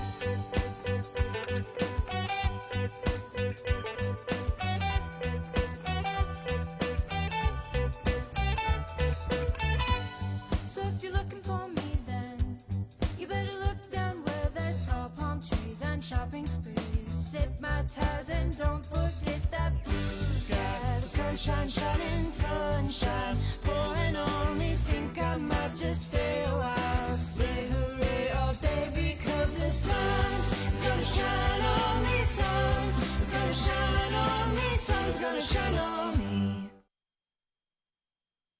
Hey, welcome back, everybody. Johnson Pediatric Dentistry post-game show. Dr. Cody and staff for all your kids' dental needs, and we clean it all up for you, just like Dr. Cody. Get those cavities gone, and the cleaning, the x-ray, the exam is the new patient special. Always one low price, just $79. Now with a new second location over there next to Lynn's in Washington Fields, and, of course, the original location not far here from Snow Canyon High School on the corner of Dixie Drive and Sunset. Appreciate Dr. Cody Johnson, longtime sponsor of our post-game show. Let's do this. 31-22 the final. Pineview wins it, but let's check the second half highlights if you tuned in late, because there was a lot of them, Coach. Yeah, there were a lot. Early on, Keith Adams, though, on the ground and just picking his way. How he makes that little juke in there, like kind of freezes the guy and then bounces real quick and gets that burst. Yeah. This I didn't understand. I know what you're trying to do, but you never snap the ball under center. It was fourth down. They end up fumbling it, and Snow Canyon takes over. Yeah. And on their opening drive, they found some traction. Yeah, and Snow Canyon made some plays here, especially in the fourth, to kind of keep them in the game. It never got out of hand. And, here you see, obviously Johnson using his legs, and he's going to be tough down the road. That's nice. A great throw. That kept them. That was a fourth down play. They kept that drive alive for this touchdown right here. Brooks Esplin, another big performance, 2 touchdown catches tonight. Kid was fantastic tonight to watch. All season, really. Yeah. And, Keith Adams, like he shot out of the cannon right up the middle. God, I wish they blocked for me when I ran the ball like that. I mean, I tell you what, he wasn't touched. You would have got caught. I might have, but he did not. Hey, come on. I ran a 4.49 in high school. That's not bad. No. Tyler Brown, this is a great catch. To me, that's amazing that he has that awareness spatially that he knows someone's coming from the inside out, and he just makes that little juke there. Here he is again, Keith Adams. This was flagged for leaping. Then they talked about it. They pulled the flag down because he jumped over his own player. And then here's Mr. I'm back, Marcus McKenzie, touchdown. And again, every time he was on the field offensively, they targeted him. They targeted him. And so, again, that's something where – the hamstring looked pretty good, didn't it? Yeah. Yeah, and this is where Pineview's defense can pin their ears back a little bit because they know they got to throw the ball. This should have been a 3-yard loss, but the effort by Esplin here is amazing. Great run after the catch. I would say this is if you were to pick a play of the game for both teams, just the effort from Esplin on this play would be the play of the game for Snow Canyon. Yeah, great effort. But I think the Appliance Wholesalers Plus play of the game for Pineview is the interception late. We'll see it here in a second. But was he out of bounds? No, he's in bounds. Jake Hill's in the end zone, touchdown. We'll never know. And then watch this. Whoopsie, bad snap. How about this, though? Kelly goes and gets it. This kid looks like a fullback. Calmly throws the jump ball to Wade for the 2-point conversion. And he found the tallest kid out there. That was smart. Yeah. Gave him a shot. At this point, it's 31-22. This was a great throw. That was a third down play that they needed to convert. To run the rest of the clock out. That was a heck of a throw there. And that just situationally, that's a tough throw. Let's go with that Esplin run as your Appliance Wholesalers Plus playmaker play of the game for Snow Canyon. Interception, we didn't see it there in the highlight package, but Marcus McKenzie breaks up the pass, pops up in the air. Becker gets the interception. That kind of helped seal this game at the end. That was definitely the seal at the end, and then you knew that they were just going to run the ball and run that clock out. No question, and you caught a glimpse of it. Your Ernie's 2 player of the game. Don't need a drum roll. It's Keith Adams. Yeah, Keith Adams by far is the heart and soul of this football team right now. They got to keep leaning on him. They got to keep him healthy. They got to, during practice during the week, I know the coaches are smart with him. Try not to keep him off his legs as much as possible to keep him fresh, especially next week because they're going to really need him against Desert Hills. Johnson Pediatric Dentistry post-game show. We're going to say goodnight to our television audience. Thanks to Marcus, James, Lauren, our entire crew. Great job as always. Hopefully we'll have CEC with us. We do know, I just got word that Desert Hills will host Pineview next Friday at Desert Hills High School at 6 p.m. We doing that game? Yeah. Okay. We'll have Dixie Skyview at 4 and Desert Hills Pineview at 6 right here on ESPN Radio. 2 good games, I think. Yep, no question about it. And then Crimson Cliffs, we'll have that one over on 890, 94.9 FM KDXU next Friday, depending on the start time, because Hurricane Cedar, everybody else, bowed out tonight of the playoffs. And that's the tough thing about this RPI thing too is and I know there's only 13 teams in this classification, but to have teams especially like Bear River to travel down and they haven't won a game all year to play a really talented Dixie team, and then for Hurricane, who's they didn't have a single region win all year, and they got to travel all the way up to Skyview to play that team. And it's just where you have the 4A class right now. Cache Valley, St. George. There's just a wide gap between those two counties. Sometimes you just I don't know if it's better. We're stuck or worse. with it for 2 years. I don't know that even. Is it worse for kids that have to go through that, knowing the whole time they're traveling up there, they're I don't know. I don't know. Did you ever dread bus trips with your buddies though? Well, the bus trip isn't the bad thing. It's just the butt kicking and then the coming home is not very fun. Good point. For our entire CEC TV crew, thank you. Great job as always. We'll say goodnight to everybody online on the live stream. We'll be back on the same way you're accessing us next week for another doubleheader of playoff football. For everybody, stick around, or if you're watching, you want more post-game, tune in 97.7 for the Region 10 wrap-up show and extended Johnson Pediatric Dentistry post-game show after this 2-minute timeout.